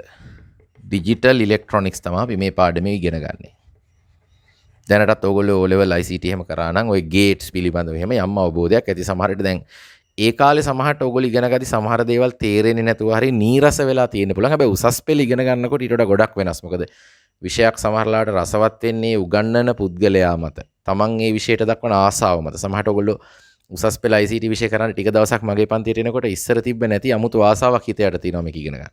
ඒ වගේම තමන්ට බලාපොරොත්තුවක් තියෙනවා කවදා හරි තොරතුරු තාක්ෂණ වෘත්තිකයෙක් වෙනවා. තමන් සොෆ්ට්වෙයාර් ඉංජිනේර කෙනෙක් වෙනවා. නෙට්වර්ක් ඉංජිනේර කෙනෙක් වෙනවා. පිළිගත්ත හොඳ සමාගමක. ඉතින් එතකොට තමන්ගේ ඒ වගේ බලාපොරොත්තුවක් තියෙනවා. සිහිනයක් තියෙනවා. ඒ දේවලුත් එක්ක අපේ මුණ ගැහිමත් එක්ක. දැන් මම සාමාන්‍ය සාම්ප්‍රදායික ගුරුවරයෙක් නෙමෙයි. මම තොරතුරු තාක්ෂණ වෘත්තිකයෙක්. මම මෘදුකාංග ඉංජිනේරුවරයෙක්. ඒ විදිහට සේවය කරලා තමයි මේ ශාස්ත්‍රයට ඉගෙනීමේ ආසාව නිසා යොමු වුණේ. මම බ්‍රිතාන්‍ය පරිගණක සංගමේ සමාජිකයෙක්. බ්‍රිටිෂ් කම්පියුටර් සොසයිටි මෙම්බර්ෂිප් එක තියෙනවා. ජාත්‍යන්තරව පිළිගත් තොරතුරු තාක්ෂණ වෘත්තිකයෙක්. ඉතින් මම හිතන්නේ තොරතුරු තාක්ෂණ වෘත්තිකයෙක් මෙහෙවන පන්තියක් විදිහට ඔයගොල්ලන්ට ඇත්තටම තොරතුරු තාක්ෂණ වෘත්තිකයෙක් වෙන්න මඟ පෙන්වීම මම හිතන්නේ ඉතාම පහසුයි. ඒ නිසා ආසාවෙන් වගකීමෙන් ඉගෙනගෙන යන්න. ඉතින් මෙන්න මේ පාඩම ගැන කතා කරොත් fundamentals of digital circuits කතා කරොත් digital electronics කතා කරොත් මේක ඇත්තට මේ ඉලෙක්ට්‍රොනික විද්‍යාව කියන විෂය මව් විෂය වෙන්නේ භෞතික විද්‍යාව. ඉතින් භෞතික විද්‍යාව ඉගෙන ගන්න අයටත් ඉලෙක්ට්‍රොනික්ස් ඉගෙන ගන්න තියෙනවා. ඊට පස්සේ ඉංජිනීරින් ටෙක්නොලොජි, බයෝසිස්ටම් ටෙක්නොලොජි වගේ ඕනෑම තාක්ෂණික විෂයක් ගත්තොත් ඒකක ඉලෙක්ට්‍රොනික විද්‍යාව ඉගෙන ගන්නම තියෙනවා. මොකද ඔයගොල්ලෝ දන්නවා හොඳටම මේ ඉලෙක්ට්‍රොනික්ස් උපකරණ හැම තැනම තියෙනවා. ඔටෝමොබයිල්ස් වාහනවල, මැෂිනරීස් වල හැම තැනකම අද කාලේ ඉලෙක්ට්‍රොනික්ස් වලින් තමයි පාලන ඒකක සියල්ලම නිර්මාණය කරලා තියෙන්නේ. ඉතින් ICT පැත්තට ගත්තොත් ඔයගොල්ලෝ දන්න මේ පරිගණකය කියන්නේ ඩිජිටල් ඉලෙක්ට්‍රොනික උපකරණයක් නේ වර්තමානයේ. ඒතර පරිගණකය ගැන තේරෙන්නේ ඩිජිටල් ඉලෙක්ට්‍රොනික්ස් ගැන ඉගෙන ගත්තොත් තමයි. ඒ නිසා ඩිජිටල් ඉලෙක්ට්‍රොනික්ස් අපිට ඉගෙන ගන්න තියෙනවා සර්කිට්ස් හදන හැටි, ඩිජිටල් පරිපත නිර්මාණය කිරීම, සත්‍යතා වගු පිරවීම, SOP, POS ප්‍රකාශන, කානෝසිතියම්, බූලියන් බීජගණිතය වගේ දේවල්. ඉතින් මේ පාඩම හොඳින් ඉගෙන ගත්තාම ඔයාලට අර මං කිව්වා වගේ භෞතික විද්‍යාව ඉගෙන ගන්න ඉන්නවා මැත්ස් කරන අය. ඒගොල්ලන්ටත් ලොකු පහසුවක් වෙනවා. ඒ පාඩමට ලොකු සාර්ථක පිටුවහලක් ලැබෙනවා. ඒ වගේම තාක්ෂණ වේදේ කරන දරුවන්ටත් ඒ ඉලෙක්ට්‍රොනික්ස් කොටස අනිත් විෂයන් කරන අයට වඩා ICT කරන අයට ලොකු පහසුවක් ලැබෙනවා. මොකද මේක විෂයන් ගණනාවක ආවරණය වෙන නිසා. ඉතින් ඊටාම රසවත්ව ලස්සනට කරන්න පුළුවන් පාඩමක්. මේ පාඩම කරාට පස්සේ ඕගොල්ලන්ගේ පරිපත නිර්මාණය කරන්න පුළුවන්. ආසාවෙන් ඉගෙන ගන්න පුළුවන් නිර්මාණශීලී දරුවන්ට තියෙන හොඳ පාඩමක් ඉලෙක්ට්‍රොනික්ස් කියලා කියන්නේ. ඔන්න ඔතනින් එහාට පස්වෙනි පාඩමට අපි යනවා. මම මේ ටික මකන්නම්.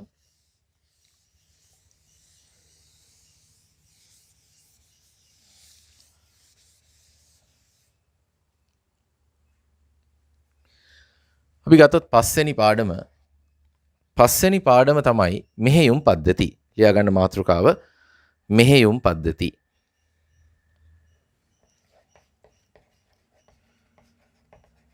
operating systems.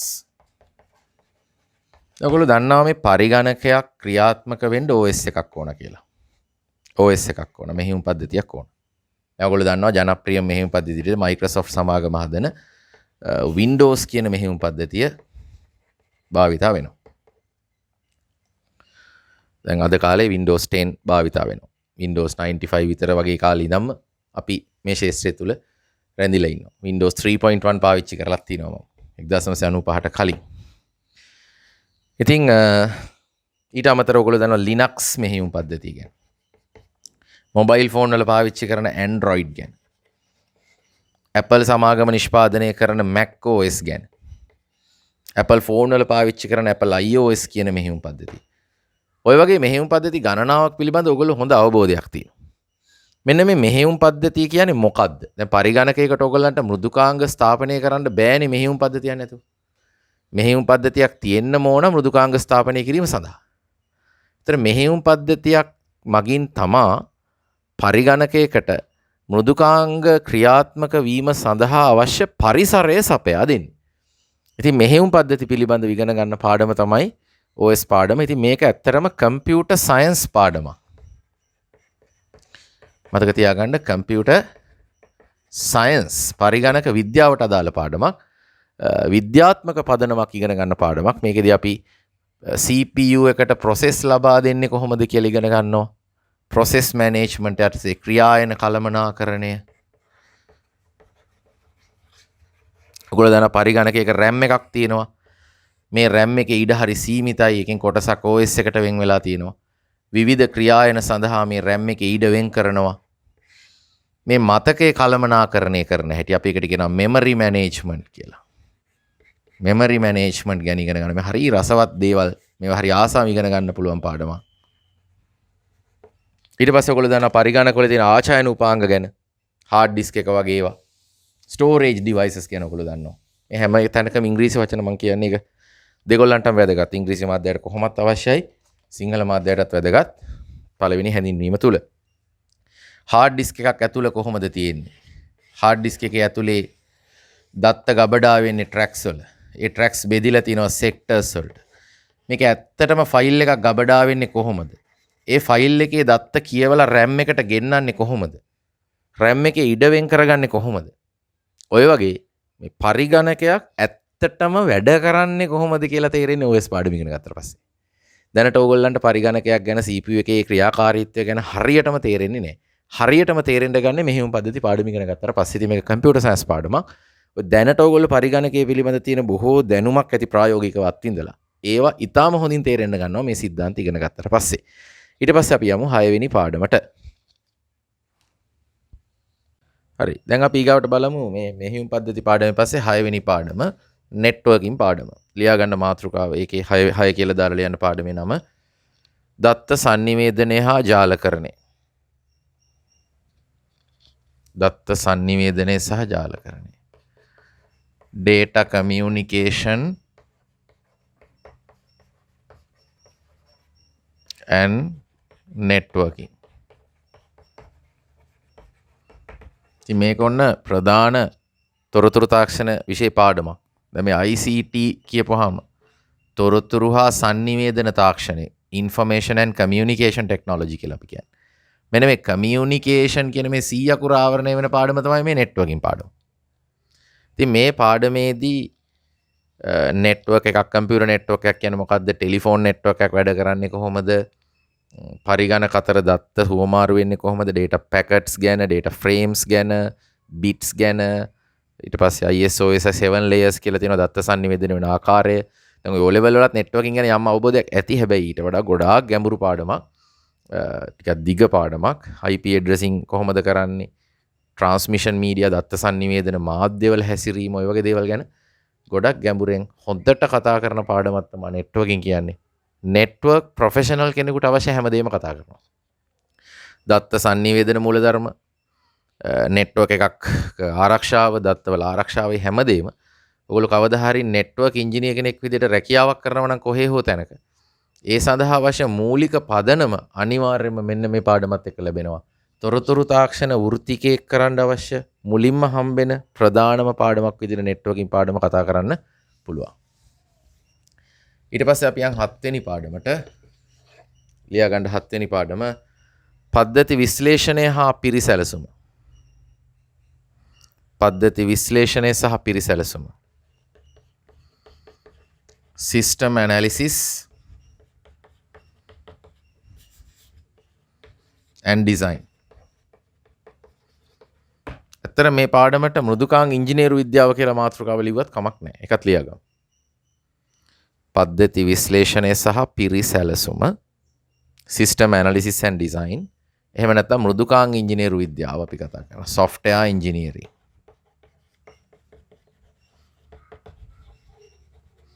මේ මෘදුකාංග ඉංජිනේරු විද්‍යාව කියන විෂය මෘදුකාංග ඉංජිනේරුවරයෙක් අනිවාර්යෙන් ඉගෙන ගන්න ඕන. software එකක් හදන්න අපි යම්කිසි ආයතනයක තොරතුරු විශ්ලේෂණය කරන්නේ කොහොමද? මෘදුකාංගයක සැලසුමක් නිර්මාණය කරන්නේ කොහොමද? විවිධ වර්ගයේ මෘදුකාංග නිෂ්පාදනය කිරීම සඳහා භාවිතා කරන තාක්ෂණික ක්‍රමවේද මොනවද? ඉංජිනේරු ක්‍රමවේද මොනවද? කියලා ඉගෙන ගන්න පාඩම. මේකට සිස්ටම් ඇනලිසිස් ඇන්ඩ් ඩිසයිනින් කියලා කියනවා, software engineering concepts කියලා කියනවා, system development life cycle කියන එක අපි මේක ඇතුලේ තොරතුරු පද්ධති සංවර්ධන ජීවන චක්‍රය මේ තුල ඉගෙන ගන්නවා. O level කාලෙත් ඉගෙන ගත්ත අය ටිකක් ඉගෙනගෙන නැති. හැබැයි සමහරට O level කාලේ මේක ඉගෙන ගන්නකොට ටිකක් නීරස වෙන්න තිය පාඩම. ඉතින් ඇත්තටම software engineering කියන පාඩම ඔයගලන්ට ප්‍රායෝගිකව අත්විඳින විදිහටම ඉගෙන ගන්න පුළුවන්. මොකද කවදා හරි මෘදුකාංග ඉංජිනේරුවෙක් වුණාම ඔයගලන්ට මේක ඉගෙන ගන්න සංකල්පයේ මෘදුකාංග ඉංජිනේරු සමාගම තුල ප්‍රායෝගික ලෝකේ භාවිතා වෙනවා. ඉතින් මේ දේවල් මම ඉතාම ඉහළින් ප්‍රායෝගිකව ජීවිතයට බද්ධ කරමින් උගන්වන පාඩමක්. ඉතින් අපේ පරණ ගෝලීන්ගෙන් එහෙම ආන්නේ මේ software engineering පාඩම කොච්චර රසවත් අපි ඉගෙන ගත්තද කියලා. සමහරට ඔයගොල්ලෝ O level වල තියෙන දැනුමත් එක්ක සංසන්දනය කරන්න එපා. සමහර දේවල් හොඳටම තේරෙන උසස් පෙළදී ඒ සංකල්ප හොඳින්ම ආය මුල ඉඳන් පැහැදිලි කරමින් ඉගෙන ගන්නවා. ඊට පස්සේ 8 වෙනි පාඩම ගැන කතා කරමු. ලියාගන්න 8 වෙනි පාඩම දත්ත සමුදාය කළමනාකරණය. දත්ත සමුදාය කළමනාකරණය. database management.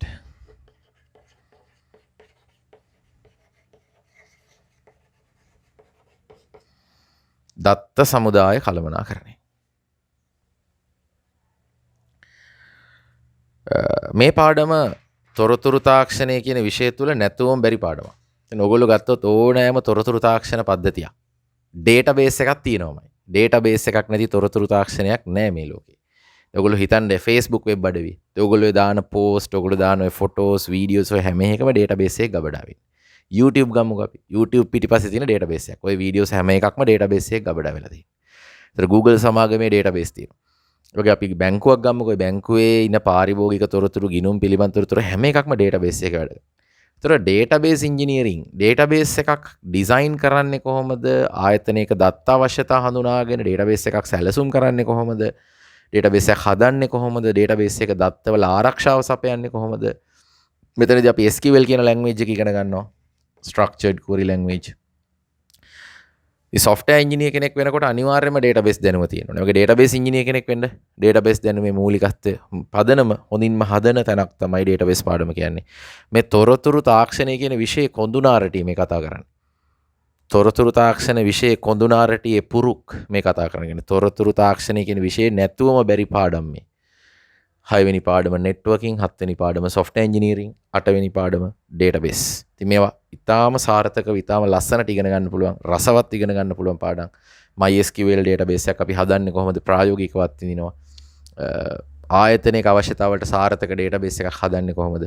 ඒවට තොරතුරු ඇතුළත් කරලා අපිට අවශ්‍ය තොරතුරු එකකින් ගන්න දත්ත ඇතුළත් කරලා තොරතුරු ලබා ගන්න කොහොමද? මේ වගේ දේවල් මෙතනදී අපි කතා කරනවා. ඊට පස්සේ අපි යන 9 වෙනි පාඩමට පරිගණක ක්‍රම ලේඛනය. පරිගණක ක්‍රම ලේඛනය. programming. මෙයට අපි ඉගෙන ගන්නවා Python කියන ක්‍රම ලේඛන භාෂාව. ඉතින් ලෝකේ ක්‍රම ලේඛන භාෂා ගණනාවක් තියෙනවා. ඒ අතරින් අපි ඉගෙන ගන්නේ Python කියන ක්‍රම ලේඛන භාෂාව. programming. ඉතින් අපි කතා කරමු programming ගැන. පොඩි සරල පැහැදිලි කිරීමක්. මම මේ උඩ ටික මකන්නම් දැන් ඔයගොල්ලෝ ලියාගෙන තියෙන්නේ.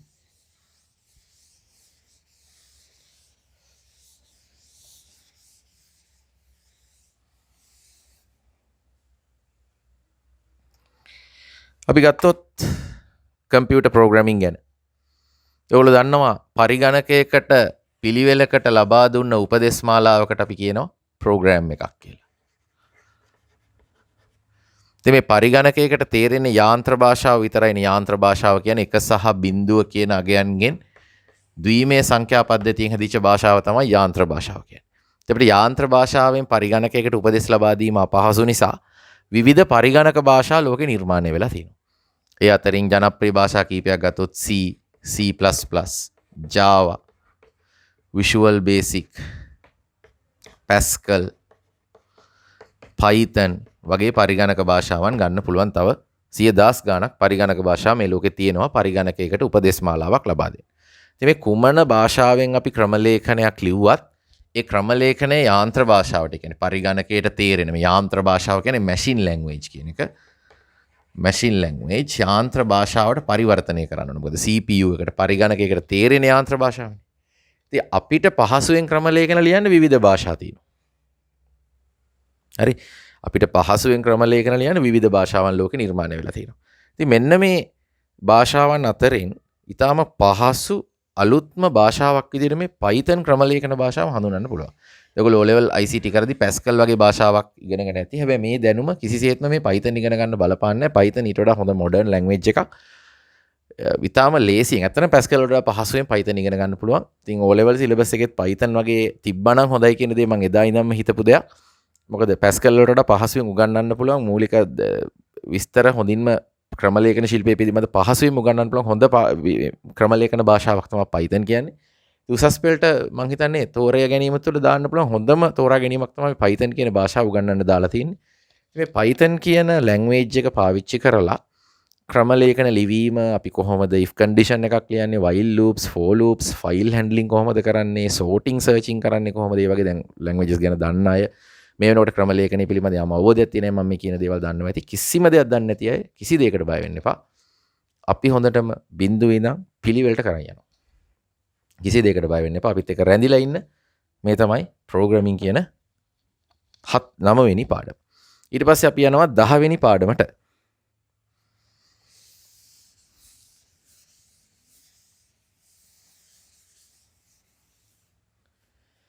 10 වෙනි පාඩමට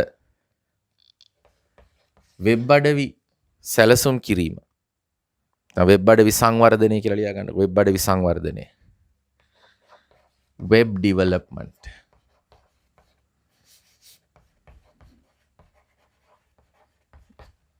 වෙබ් අඩවි සංවර්ධනය වෙබ් ඩෙවලොප්මන්ට්. ඇත්තටම වෙබ් අඩවියක් සැලසුම් කරන්න. HTML කියන භාෂාව අපි ඉගෙන ගන්නවා. O level ICT කරද්දී ඉගෙනගෙන ඇති. CSS කියන භාෂාව වෙබ් අඩවියක් හැඩගැන්වීම සඳහා අපි ඉගෙන ගන්නවා. ඊට අමතරව වෙබ් ඇප්ලිකේෂන් එකක් හදන්න PHP කියන ලැන්ග්වේජ් එක අපි ඉගෙන ගන්නවා. මෙන්න මේ තුනම හොඳින් ඉගෙනගෙන වෙබ් පාදක පද්ධතියක්, වෙබ් ඩිසයින්, වෙබ් ඇප්ලිකේෂන් එකක් හදන්නේ කොහොමද කියලා හොඳ ප්‍රායෝගික අවබෝධයක් ලබා දෙන පාඩමක් තමයි මෙන්න මේ 10 වෙනි පාඩම. ඒතර ඔයගොල්ලෝ කවදා හරි මෘදුකාංග ඉංජිනේරුවෙක් වුණොත් බොහෝ විට ආයතන සඳහා වෙබ් බේස්ඩ් ඇප්ලිකේෂන්ස් තමයි ඩෙවලොප් කරන්න තියෙන්නේ.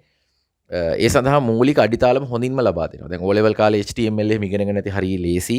ඒ දැනුම මෙතෙන්ට වැදගත් වෙයි. හැබැයි අලුතෙන් ඉගෙන ගන්න අයට කිසිම ප්‍රශ්නයක් නැහැ. බිඳුවේ ඉඳන් ලස්සනට ඉගෙන ගන්න හොඳ පාඩමක්, විභාගෙට බොහොම ලේසියෙන් ලකුණු ගන්න පුළුවන් පාඩමක්. ඉතින් කලින් සිලබස් එකේ PHP තිබ්බේ නැහැ. දැන් අලුතින් PHP ත් ඇඩ් කරලා ඔයගලන්ට වෙබ් ඩෙවලොප්මන්ට් පැත්තත් හොඳින් උගන්වන පාඩමක් මේ 10 වෙනි පාඩම. ඔයගලන්ට තේරෙනවා ඇති මේ තොරතුරු තාක්ෂණ ශාස්ත්‍රයේ හැම පැත්තම මේ සිලබස් එකෙන් ආවරණය වෙනවා. ඒ කියන්නේ ඔයගොල්ලෝ කවදා හරි කුමන රැකියාවට ස්ථානගත වුණත් අවශ්‍ය මූලධර්ම ටික මෙතන උගන්ලා තියෙනවා. සමහරට ඩේටාබේස් පැත්තෙන්, සමහරට නෙට්වර්කින් පැත්තෙන්, සමහරට ප්‍රෝග්‍රෑමින් පැත්තෙන්, සොෆ්ට්වෙයාර් ඉංජිනේරින් පැත්තෙන්, සමහරට මේ වෙබ් ඩෙවලොප්මන්ට් ඩිසයිනින් පැත්තෙන් කොයි පැත්තේ රැකියාවකට ගියත් අවශ්‍ය මූලික දේවල් ටික ලස්සනට පැහැදිලි කරලා සිලබස් එකට ඇතුළත් කරලා තියෙනවා. 11 වෙනි පාඩම ඔන්න අලුත්ම සංකල්පයක්. ලියා ගන්න මාතෘකාව සාර්ව ද්‍රව්‍ය අන්තර්ජාලය. සාර්ව ද්‍රව්‍ය අන්තර්ජාලය. එහෙම නැත්නම් අපි කියනවා අන්තර්ජාල සබැඳි ද්‍රව්‍ය. අන්තර්ජාල සබැඳි ද්‍රව්‍ය. අන්තර්ජාල සබැඳි ද්‍රව්‍ය. සාර්ව ද්‍රව්‍ය අන්තර්ජාලය. එහෙම නැත්නම් අන්තර්ජාල සබැඳි ද්‍රව්‍ය. මේකට අපි ඉංග්‍රීසියෙන් කියන්නේ IoT කියලා. Internet of Things. Internet of Things ලියා ගන්න. මේක ඉතින් අද වර්තමානයේ ජනප්‍රියම ශාස්ත්‍රයක්. ඉතින් කලින් සිලබස් වල මේවා තිබ්බේ නැහැ. අලුත් සිලබස් අප්ඩේට් එකත් එක්ක එකතු වෙච්ච අලුත් පාඩමක්. මෙතනදී අපි ප්‍රධාන වශයෙන් ඉගෙන ගන්න මේ Arduino ගැන. ඉතින් මේවා දැනටමත් දන්න අයත් ඉන්නවා. මම ලොකු පැහැදිලි කිරීමක් මෙතනදී කරන්න යන්නේ නැහැ. සරල පැහැදිලි කිරීමක් කරොත් ඕගොල්ලන්ගේ ගෙදර තියෙන විදුලි බල්බයක් ස්මාර්ට්ෆෝන් එකේ ඇප් එකකින් ඔන් ඔෆ් කරන හැටි මෙතන ඉගෙන ගන්න පුළුවන්. ගෙදර තියෙන AC එකේ settings අපිට ස්මාර්ට්ෆෝන් එකෙන් අපිට අවශ්‍ය විදිහට පාලනය කරන්න පුළුවන්. ගෙදරින් පිට ඉඳලා හරි අපිට ගෙදර ලයිට් දාන්න ඔෆ් කරන්න පුළුවන් අන්තර්ජාලයෙන් සම්බන්ධ වෙලා. ගෙදර තියෙන ලයිට් බල්බ්ස්, වතුර මෝටරේ, ගෙදර තියෙන උපකරණ සියල්ලම අන්තර්ජාලයට සම්බන්ධ වෙලා තියෙනවා කියලා හිතන්න. CCTV පද්ධති හැම එකක්ම. අපි ගෙදරින් පිටට ගිහිල්ලා ඉන්න වෙලාවක අපි අන්තර්ජාලයට අපේ ෆෝන් එක හරහා සම්බන්ධ වෙලා තියෙනවා නම් ගෙදර තියෙන ඉලෙක්ට්‍රොනික උපකරණ අපිට පිට ඉඳන් අපේ ෆෝන් එකේ ඇප් එකකින් පාලනය කරන්න පුළුවන්. ඔය තමයි අන්තර්ජාලය සම්බන්ධ මේ සාර්ව ද්‍රව්‍ය අන්තර්ජාලය කියන එකේ මූලික හැඳින්වීම. Internet of things. ඉතින් අපිට මේ පරිගණක sannivedana ජාල ඔස්සේ අපේ ගෙදරක තියෙන උපකරණ පාලනය කිරීම. දැන් මෙච්චර කාල ගෙදර තිබ්බ කම්පියුටර් එකක් ස්මාර්ට්ෆෝන් එකක් විතරයි අන්තර්ජාලයට සම්බන්ධ වෙන්නේ. දැන් ගෙදර තියෙන ලයිට් බල්බ් එකක්, ගෙදර තියෙන වොෂින් මැෂින් එක, ගෙදර තියෙන රිෆ්‍රිජරේටර් එක කියන්නේ ෆ්‍රිජ් එක අන්තර්ජාලයට සම්බන්ධයි. අන්න එහෙම යුගයකට දැන් ඇවිල්ලා ඉන්නේ. අපිට පිට ඉඳන් ඕනෑම තැනක ඉඳන් හරි පහසුවෙන් පාලනය කරන්න පුළුවන්. එවැනි ඇප්ලිකේෂන්ස් හදන්නේ කොහොමද? ඒ වගේ උපකරණ හැදීමේ මූල ධර්ම ටික. දැන් ගොඩාක් ගැඹුරට නෙමේ මූලික තාක්ෂණය පිළිබඳ හොඳ සිද්ධාන්ත පදනම සහ මූලික උපකරණ ටිකක් නිෂ්පාදනය කිරීම, බල්බ්ස් ටිකක් දාලා පොඩි උපකරණ ටිකක් නිෂ්පාදනය කරන්න Arduino board එකක් අරගෙන පොඩි programs ටිකක් ලියන්න උගන්නන හිතාම රසවත් පාඩමක්. ඉතින් මේ පාඩම ගැන කිව්වොත් මේ පහුගිය අවුරුද්දවල ඇත්තටම අපි මේකේ මූලධර්ම කියලා දුන්නාට පස්සේ අපේ ළමයි හරිම ආසාවෙන් ගොඩාක් ඉදිරියට නිවිද නව නිපැයුම් කරලා තියෙනවා. ඇත්තටම මට වඩා ඉස්සරහට ගියපු ගෝලියෝ ගොඩක් ඉන්නවා මූලධර්ම ටික කියලා දුන්නාට පස්සේ ලස්සන ප්‍රොජෙක්ට්ස් කරලා සමහර තරංග වලින් දිනලා පවතින අපේ පන්තිවල දරුවෝ මේ Arduino පැත්තෙන් ඉස්සරහට ගිහිල්ලා ඉතින් හරි සතුටුයි. මට වඩා ගොඩක් ඉදිරියට ගියපු දරුවෝ ඉන්නවා මේ ශාස්ත්‍රවල. අපෙන් මූලධර්ම ටික ඉගෙනගෙන ශාස්ත්‍රය ඉහළට ගියපු. දැන් අද ගත්තොත් මෘදුකාංග ඉංජිනේරු සමාගම්වල ඉහළ තැන්වල අපේ මුල් කාලේ ගෝලියෝ ඉන්නවා. ඉතින් ගොඩක් සතුටුයි. ගුරුවරයෙක් හැම වෙලේම ගෝලයෙක්ව නිර්මාණය කරන්නේ ගුරුවරයාට වඩා ඉදිරියට යන්න පුළුවන් වෙන විදිහට. ඉතින් මම ඒ සතුට විඳිනවා. මොකද අපිත් එක්ක අපෙන් ඉගෙන ගත්ත ගොඩක් අය මේ හැම ශාස්ත්‍රයකම නෙට්වර්ක් ඉංජිනියර්ස්ලා ඊට පස්සේ software engineersලා ඒ වගේ වෙබ් ඉංජිනියර්ස්ලා සයිබර් සිකියුරිටි පැත්තේ හැම පැත්තෙම ස්පෙෂලායිස් වෙච්ච ගෝලියෝ ටිකක් මට ඉන්නවා මුල් කාලේ ගෝලියෝ ටිකක්. ඉතින් හරි ආඩම්බරයි කියන්නේ හැමෝම මට වඩා ඉදිරියට ගිහින් ඉන්නවා. ඒ අපේ මූලික අඩිතාලමත් එක සමහරට ICT විෂය මූලධර්ම ටික අපේ පන්තියෙන් අහුවෙලා එතනින් පටන්ගෙන උසස් පෙළ සමත් වෙලා ගියපු ගමනේ අද ඉහළ තොරතුරු තාක්ෂණ වෘත්තිකයෝ වෙලා ඉන්නවා. බලන්න හරිම සතුටුයි. ඔය තමයි 11 වෙනි පාඩම. ඊට පස්සේ 12 වෙනි පාඩම ලියාගන්න. ව්‍යාපාර තුල තොරතුරු හා sannivedana තාක්ෂණයේ භාවිතය. ව්‍යාපාර තුල තොරතුරු හා sannivedana තාක්ෂණයේ භාවිතය.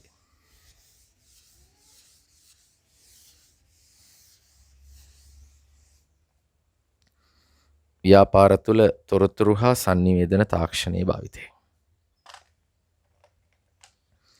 ICT in business.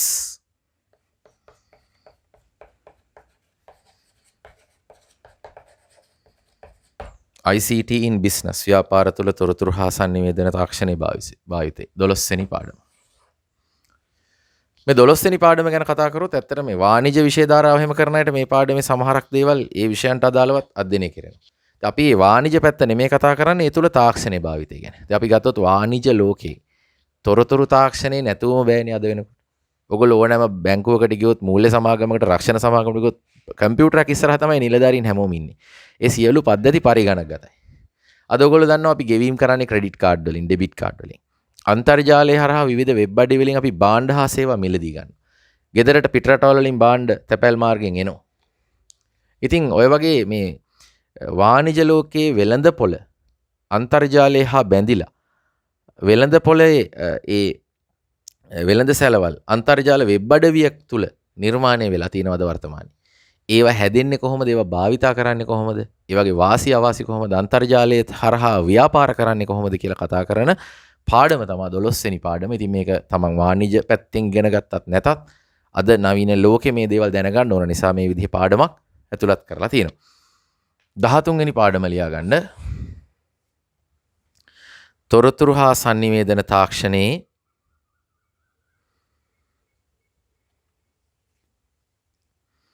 තොරතුරු හා sannivedana තාක්ෂණයේ නව නැඹුරු සහ අනාගත දිශානතිය.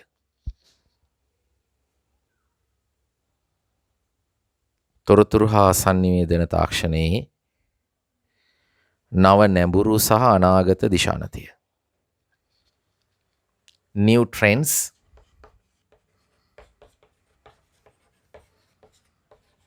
and future directions of ICT.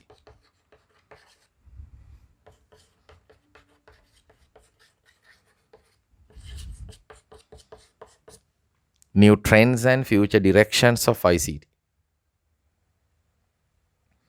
තොරතුරු හා sannivedana තාක්ෂණයේ නව නැඹුරු සහ අනාගත දිශානති. ඉතින් මෙන්න මේ පාඩම හරිම රසවත් පාඩමක්. මේ පාඩමෙන් හැබැයි විභාගයට ලැබෙන්නේ නම් ඊටාම පොඩි ප්‍රශ්න ප්‍රමාණයක් බහුවර්ණ කීපයක්. හැබැයි හරි ආසාවෙන් ඉගෙන ගන්න ඕන පාඩමක්. අපි දැන් ඇත්තට විභාගයට ලැබෙන ලකුණු ප්‍රමාණය වැඩිද අඩුද කියන එකට වඩා වැදගත් වෙන්නේ සිලබස් එක හරියට ඉගෙන ගන්න එකනේ. ඉතින් මේ පාඩමට සමහර විට පාසලේ හෝ පන්තිවල ගොඩක් අය වැඩි බරතැවීමක් කරන්න. හැබැයි මම නම් ඊටාම ආසාවෙන් හොඳට උගන්වන පාඩමක්. මොකද මේක තමයි අපේ මේ විෂයේ අනාගතය ගැන කතා කරන පාඩම. දැන් ඔයගොල්ලෝ දන්නවා මේ කෘත්‍රිම බුද්ධිය කියන විෂය. AI Artificial Intelligence.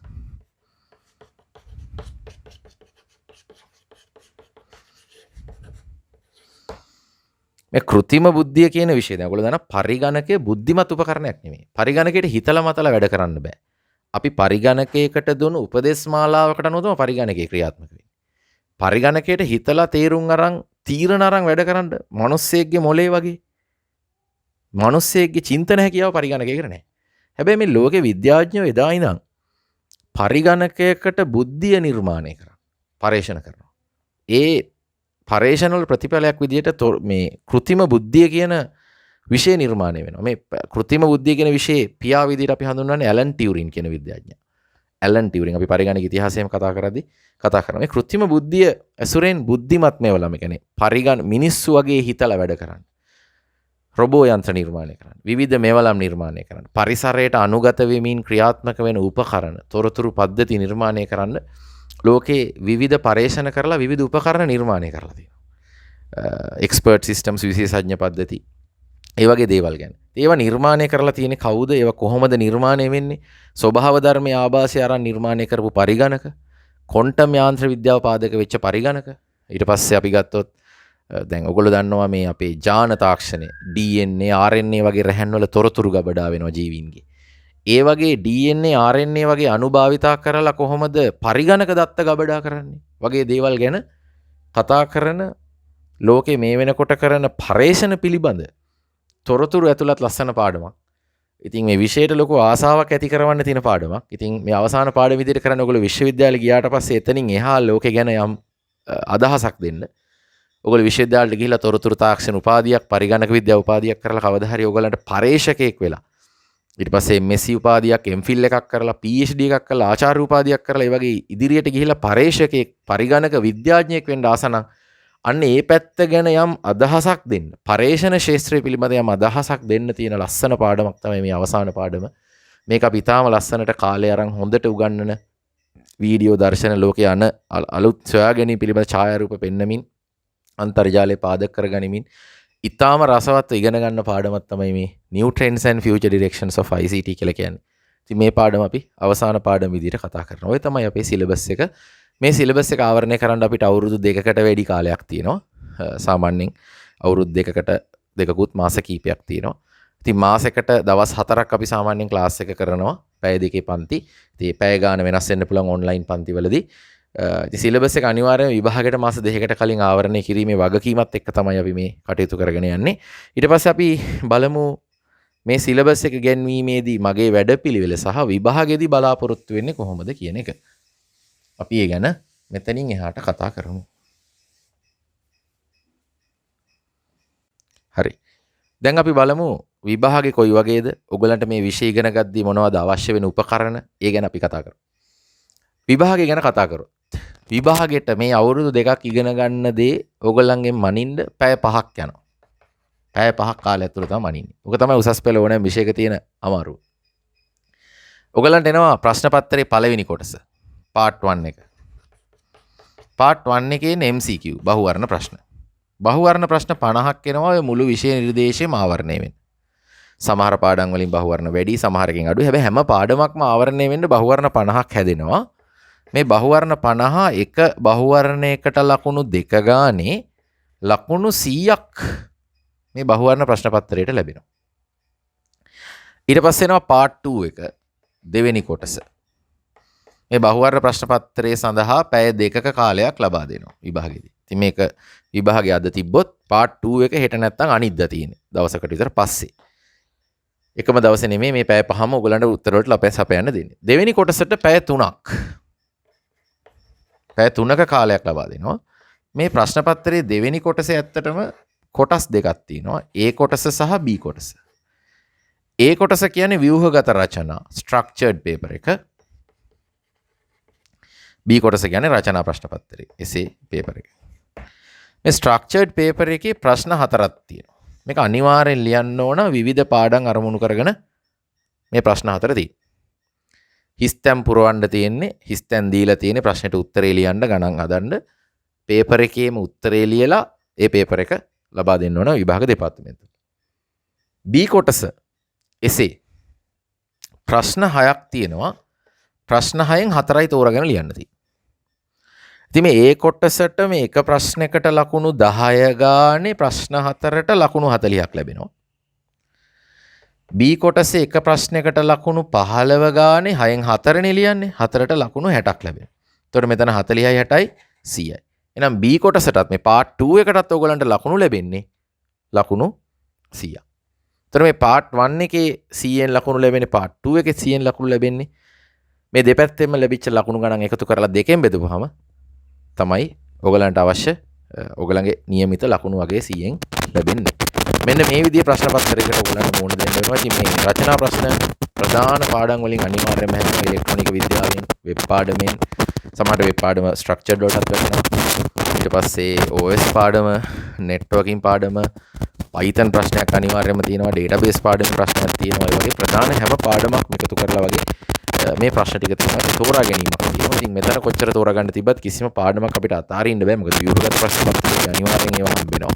මෙතන නැත්තම් සමහර දෙකේම හම්බ වෙනවා සමහර පාඩම්.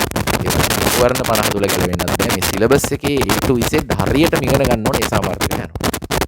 ඒ නිසා මේ පිළිවෙල අනිවාර්යෙන් වැදගත් වැඩ කරගන්න එක විභාග ප්‍රශ්න පත්‍රයේ ඉතින් අවශ්‍ය නම් වීඩියෝ එක පෝස්ට් කරලා මේ ප්‍රශ්න පත්‍රයේ ආකෘතිය පිළිබඳව ඔයගලන්ට පොඩි සටහනක් මෙතනදී ලියා ගන්න පුළුවන්.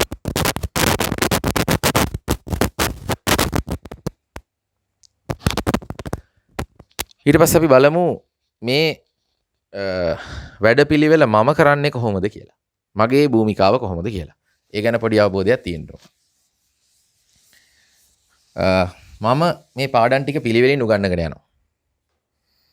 සමහර තැන්වල මම දැන් අපි විශේෂයෙන් ඔන්ලයින් ක්‍රමයට වගේ කරද්දී සමහර විට මම තෝරගන්න පිළිවෙලක් හදාගෙන කරන්න ඉඩ තියෙනවා. මම කරන පිළිවෙල මට බාර දෙන්න. මම ලස්සන්ට පාඩම් ටික ආවරණය කරනවා. මම අනිත් පන්ති වලට සාපේක්ෂව වෙනස් විදියකට උගන්වන ගුරුවරයෙක්. මම සාමාන්‍යයෙන් ටියුට්ස් ගොඩාක් දෙන්නේ නැහැ. හැම පාඩමකටම එක ටියුට් එකක් දෙනවා. ඒ ටියුට් එකේ හිස්තැන් පුරවන්න එහෙම නැහැ. ඒ ටියුට් එක ගොඩක්ලට ඒ පාඩමට අදාළ ගැටලු තියෙන්නේ. පහුගිය විභාග ප්‍රශ්න මොඩල් ක්වෙස්චන්ස් තමයි තියෙන්නේ. ඒවා gedara වැඩ විදිහට කරන්න තියෙන්නේ. මම සාමාන්‍යයෙන් විශ්වාස කරන දෙයක් තමයි මේ බෝඩ් එකේ රූප සටහන් ඇඳලා උගන්නන එක ප්‍රොජෙක්ටර් එකක් දාලා පෙන්වනවට වඩා හොඳයි කියන. ඒක මම අත්දැකීමෙන් දන්නවා.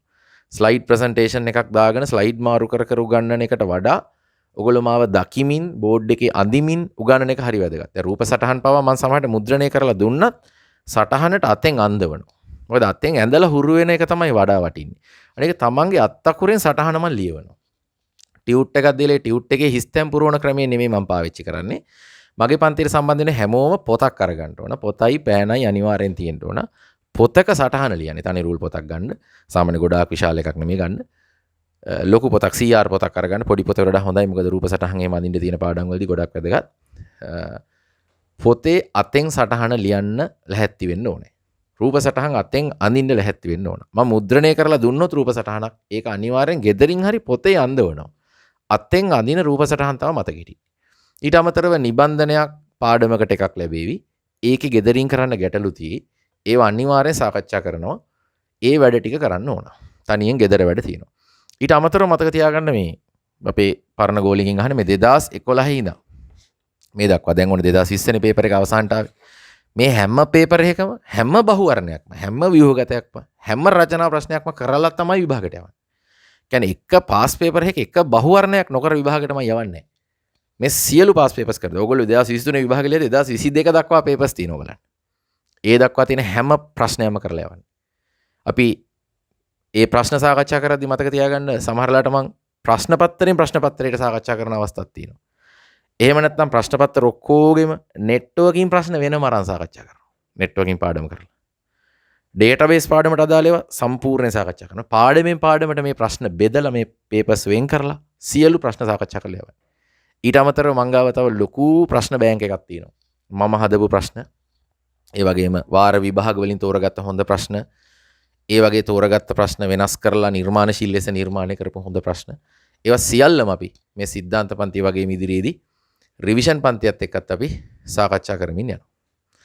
ඉතින් මේ වැඩපිළිවෙලට සක්‍රිය දායකත්වයක් මුල ඉඳන් අවසානය දක්වා දුන්නොත් දැන් අපි දැන් ලෝක ස්වභාවය වෙනස් කරන්න බෑනේ මේ කොරෝනා ප්‍රශ්නය ගැන. අපි අවුරුදු ගාණක් තිස්සේ වැඩ කටයුතු කරගෙන ගියේ භෞතික පන්තියක. තාම ලස්සනට. ඉතින් හොඳට මතක තියාගන්න ඉතින් මේ වැඩපිළිවෙල ගැන. ඒ වැඩපිළිවෙල ඒ අයුරෙන්ම ඔන්ලයින් පන්තිය තුළ උපරිමෙන් කරන්න මම උත්සාහයක් දරනවා. මොකද අපි ඔන්ලයින් පන්තිය මේ සාකච්ඡා කරන් ගියට මම හැමදාම කැමති භෞතික පන්තියට. ඉතින් ඔන්ලයින් පන්තියේ මට කළ හැකි උපරිම දේ කරන්න මම උපරිමෙන් කැප වෙනවා. ඒ නිසා දිගින් දිගටම අපිත් එක්ක මේ Telegram group එකේ රැඳෙන්න.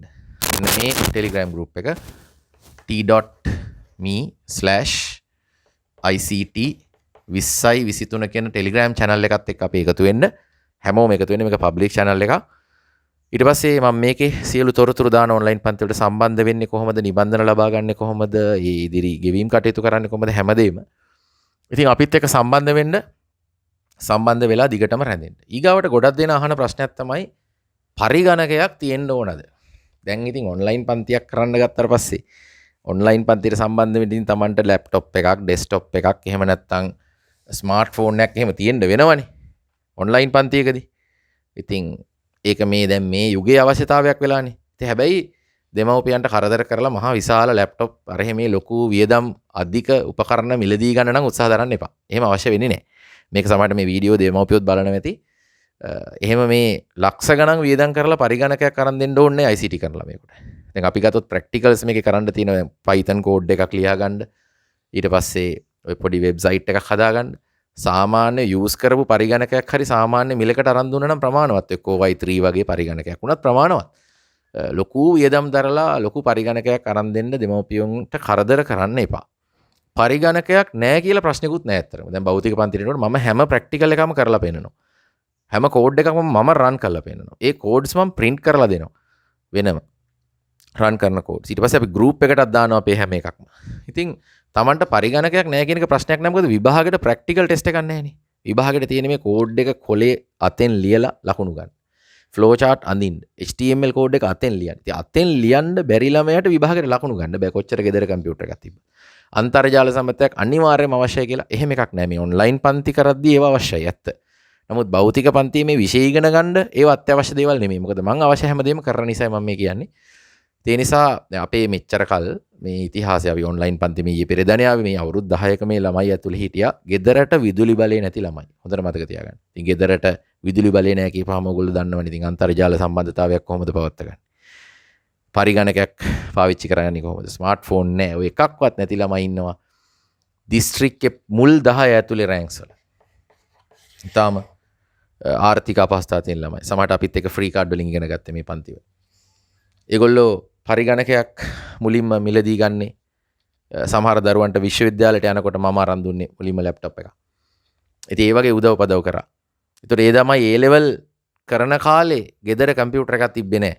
දුෂ්කර පාසලක ඉගෙනගෙන ICT වලට ඒ සාමාර්ථයක් දාලා ඉතුරු විෂයන් දෙකටත් ඒ අරන් ඒ තුනක් අරන් විශ්වවිද්‍යාලෙ ගියා. ඉතින් ඕගොල්ලන්ට මේ තියෙන පහසුකම් වලින් ඒ තුනක් අරන් කැම්පස් යන්න බැරි කවුරුත් නැහැ. මං හිතනවා මේ වීඩියෝ එක නරඹන හැමෝටම ඉහළ ප්‍රතිඵලයක් අරන් කැම්පස් යන්න හැකියාව තියෙනවා. තියෙන තමන්ගේ වැඩපිළිවෙල. තමන්ට තියෙන භෞතික දේවල් පිළිබඳව තමන් සැලෙන්න එපා. පරිගණකයක්වත් විදුලි බලයවත් නැති ළමයි මේ වගේ ප්‍රතිඵල වලට ආවනම් ඕගොල්ලන්ට මේ තියෙන පහසුකම් එක ප්‍රතිඵල වලට යන්න පුළුවන්.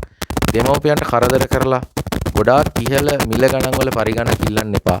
අත්‍යවශ්‍ය නැහැ.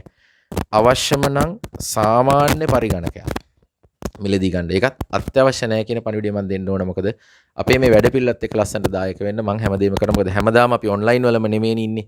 අපි අපේ පන්තියට මේ බැරි කාලේ මේ කොවිඩ් කාලේ අපි මෙහෙම කළාට මමත් කැමති භෞතික පන්ති උගන්වන්න. ඉතින් භෞතික පන්තියට ආපුවම අපි හැමදේම කරනවා ලස්සනට ප්‍රායෝගිකව උගන්වනවා. ඒ නිසා අපි මේ විදිහට භෞතික පන්තියේදී ඉන්දිය අනාගතයට හම්බෙමු.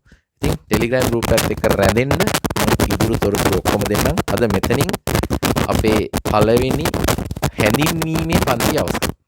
මේක මම ඉංග්‍රීසි මාධ්‍ය දරුවන්ටත් සිංහල මාධ්‍ය දරුවන්ටත් දෙගොල්ලටම ගැලපෙන විදිහට කරේ. ඉංග්‍රීසි හැම වචනයක්ම ලියලා. ඒ නිසා මේ හැඳින්වීමේ සම්මන්ත්‍රණයේ විදිහට හැඳින්වීමේ පළවෙනි පන්ති විදිහට මේ පන්තිය හොඳින් නරඹන්න මම හිතනවා දෙමව්පියෝ පවා නැරඹුවොත් මේක ඉතාම වටිනවා.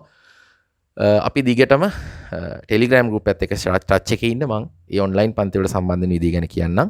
ඉතින් හැකියික්මනින් පන්ති භෞතික පන්ති මම කුරුණෑගල සිප්පින් ආයතනෙත් මහනුවර නම්බසිරෝ ආයතනෙත් ආරම්භ කරනවා. ආරම්භ කරපු සැනින් ඔයගොල්ලන්ගේ මූණු බලාගෙන අපිට ලස්සනට ඉගෙන ගන්න පුළුවන් වෙන දවසක් එයි.